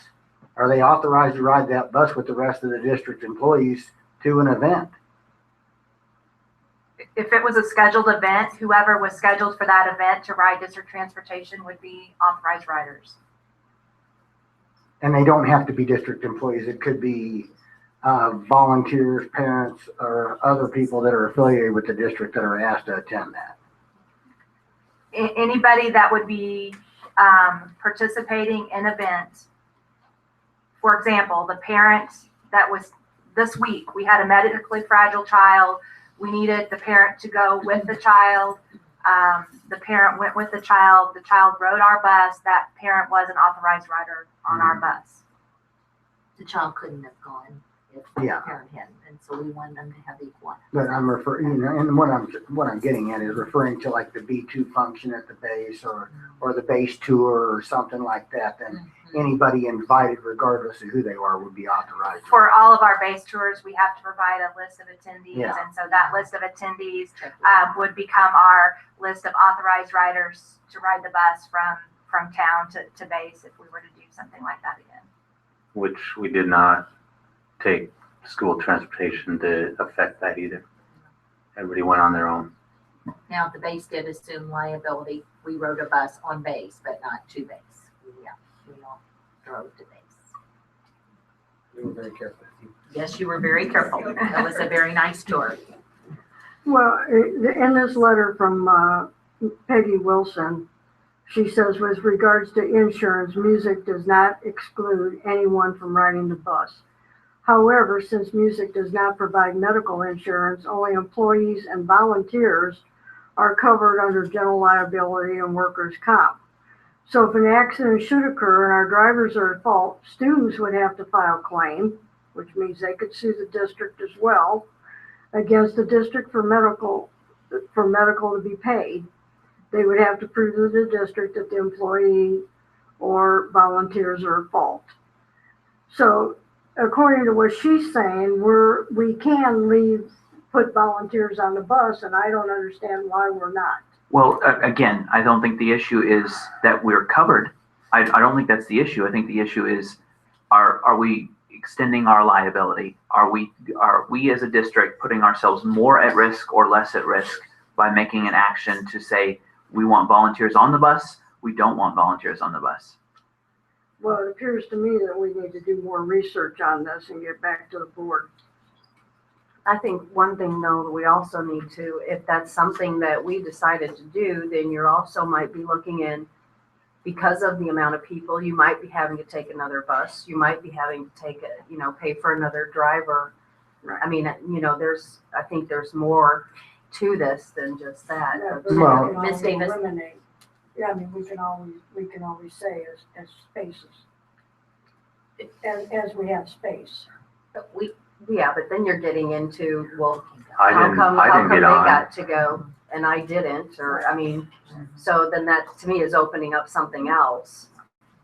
We had, when we went to the zoo, we had, I don't know, was it at least 16 people going to chaperone, I think? 16 adults. 16 adults, and, we couldn't have fed all those individuals on the bus, and it would have been very cost prohibitive, and really field trips are for our kids to go and enjoy.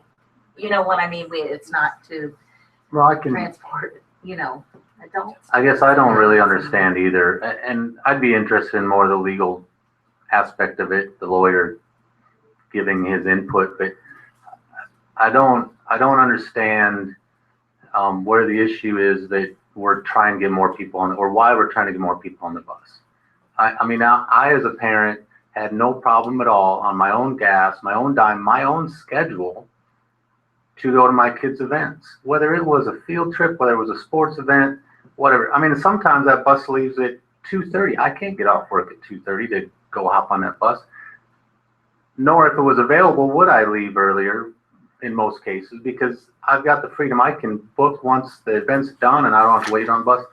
I don't understand what's driving that we're trying to get more people on the bus. We're not trying to get more people on the bus. We're asking Well, for volunteers and chaperones Well, to go to these events with the students.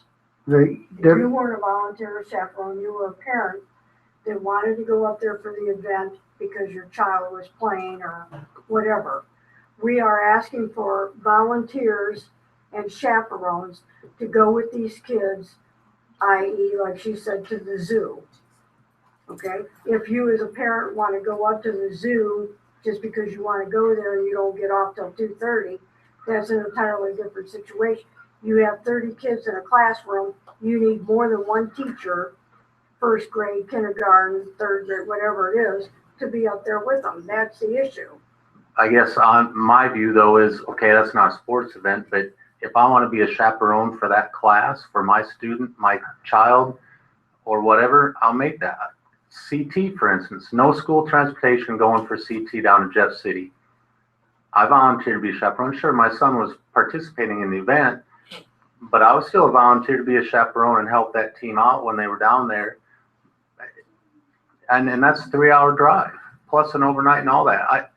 I guess, are we getting kickback from volunteers and chaperones to say, gosh, I just can't go. I don't want to go because you're not going to provide my transportation for me. I mean, then is it, well, here, we're also, we'll feed you now because you're going on our dime and we don't give you any money because you're not an employee.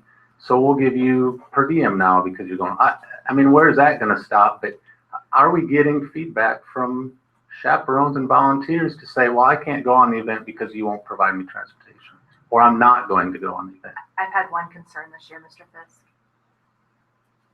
to answer that question. And I mean, if there was, I mean, in my mind, I'm thinking if we as a district were worried that, I mean, that we absolutely needed the chaperones and stuff like that, then I think that would be, that we needed the people to cover this. I mean, as a district, then we would provide that because, I mean, you know how chaperones go. It depends on the age and it depends on where you're going. But I don't know of any other district that really does. I mean, I went on a field trip a couple weeks ago. They followed. Yes. I mean, so I mean. I think, go ahead, I'm sorry. No, I just think if it was that we had to have the people, then I think the district would provide. But because it's asking for volunteers, I mean, I think then up ahead that you're going to have to drive or something like that. Because we would be in some territory, I think, and I would caution that. I mean, but by all means, I think check the legal part, but. I think it's fine to discuss this, but I do agree with you on the volunteer situation to where you could easily end up with a large number of volunteers and then a transportation issue. That could very well happen. But as far as, open discussion of this particular board policy, we're achieving that. But I agree with Kelly on the fact that we could run into probably some major issues with how many people show up. We had 5 volunteers the last bus trip, and now we've got 50 because everybody wants to ride the bus. Because we're going somewhere neat. At some point, you have to draw the line.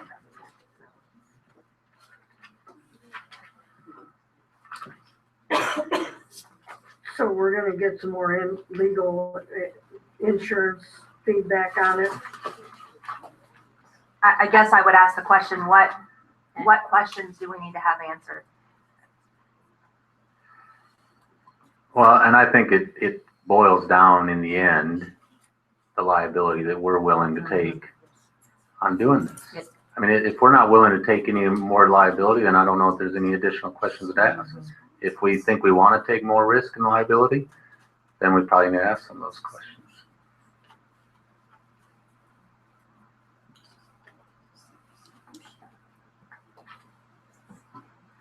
I make a motion, we don't take more liability. We leave the policy as it is. It's at the discretion of the superintendent to identify who's authorized riders.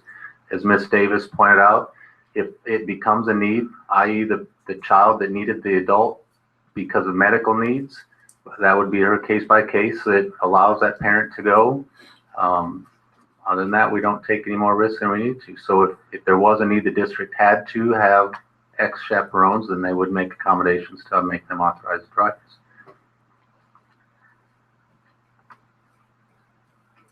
I agree.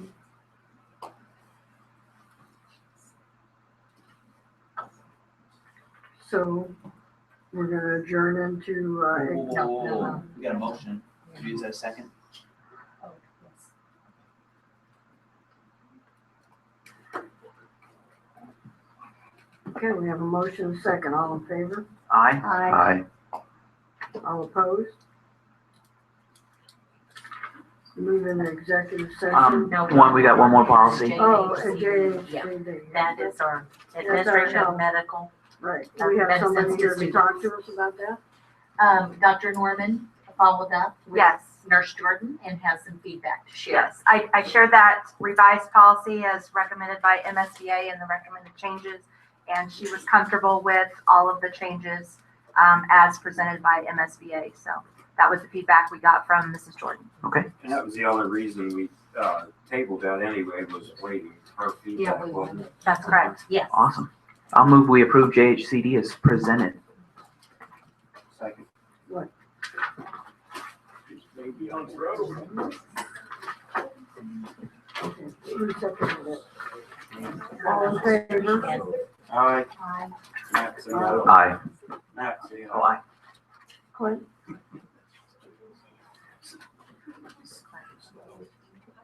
But, yeah, so the House bill says that you have to allow for, yeah.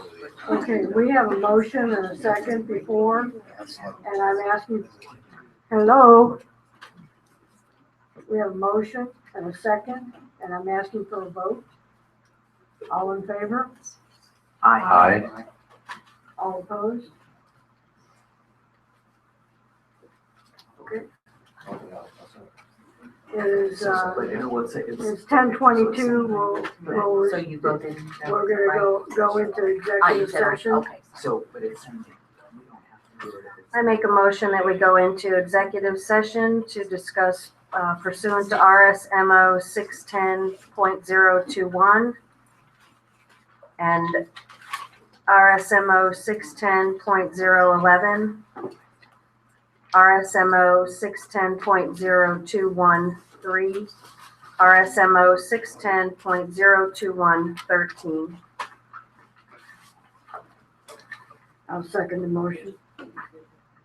All in favor? We need a roll call vote.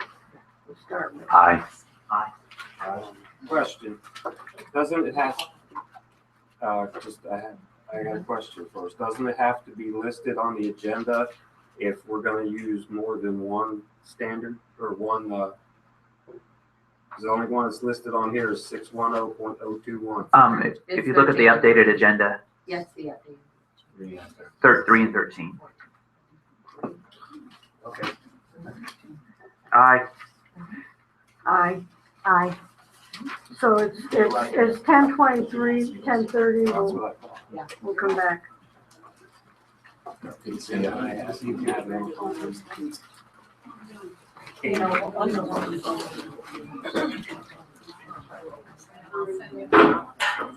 Well, this is our Katie.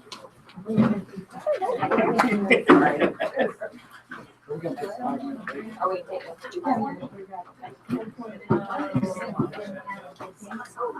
I had a bunch of copies. It just Our has printer one. wasn't working right, so I apologize. And did a great job. Oh, yeah. I know how to do that.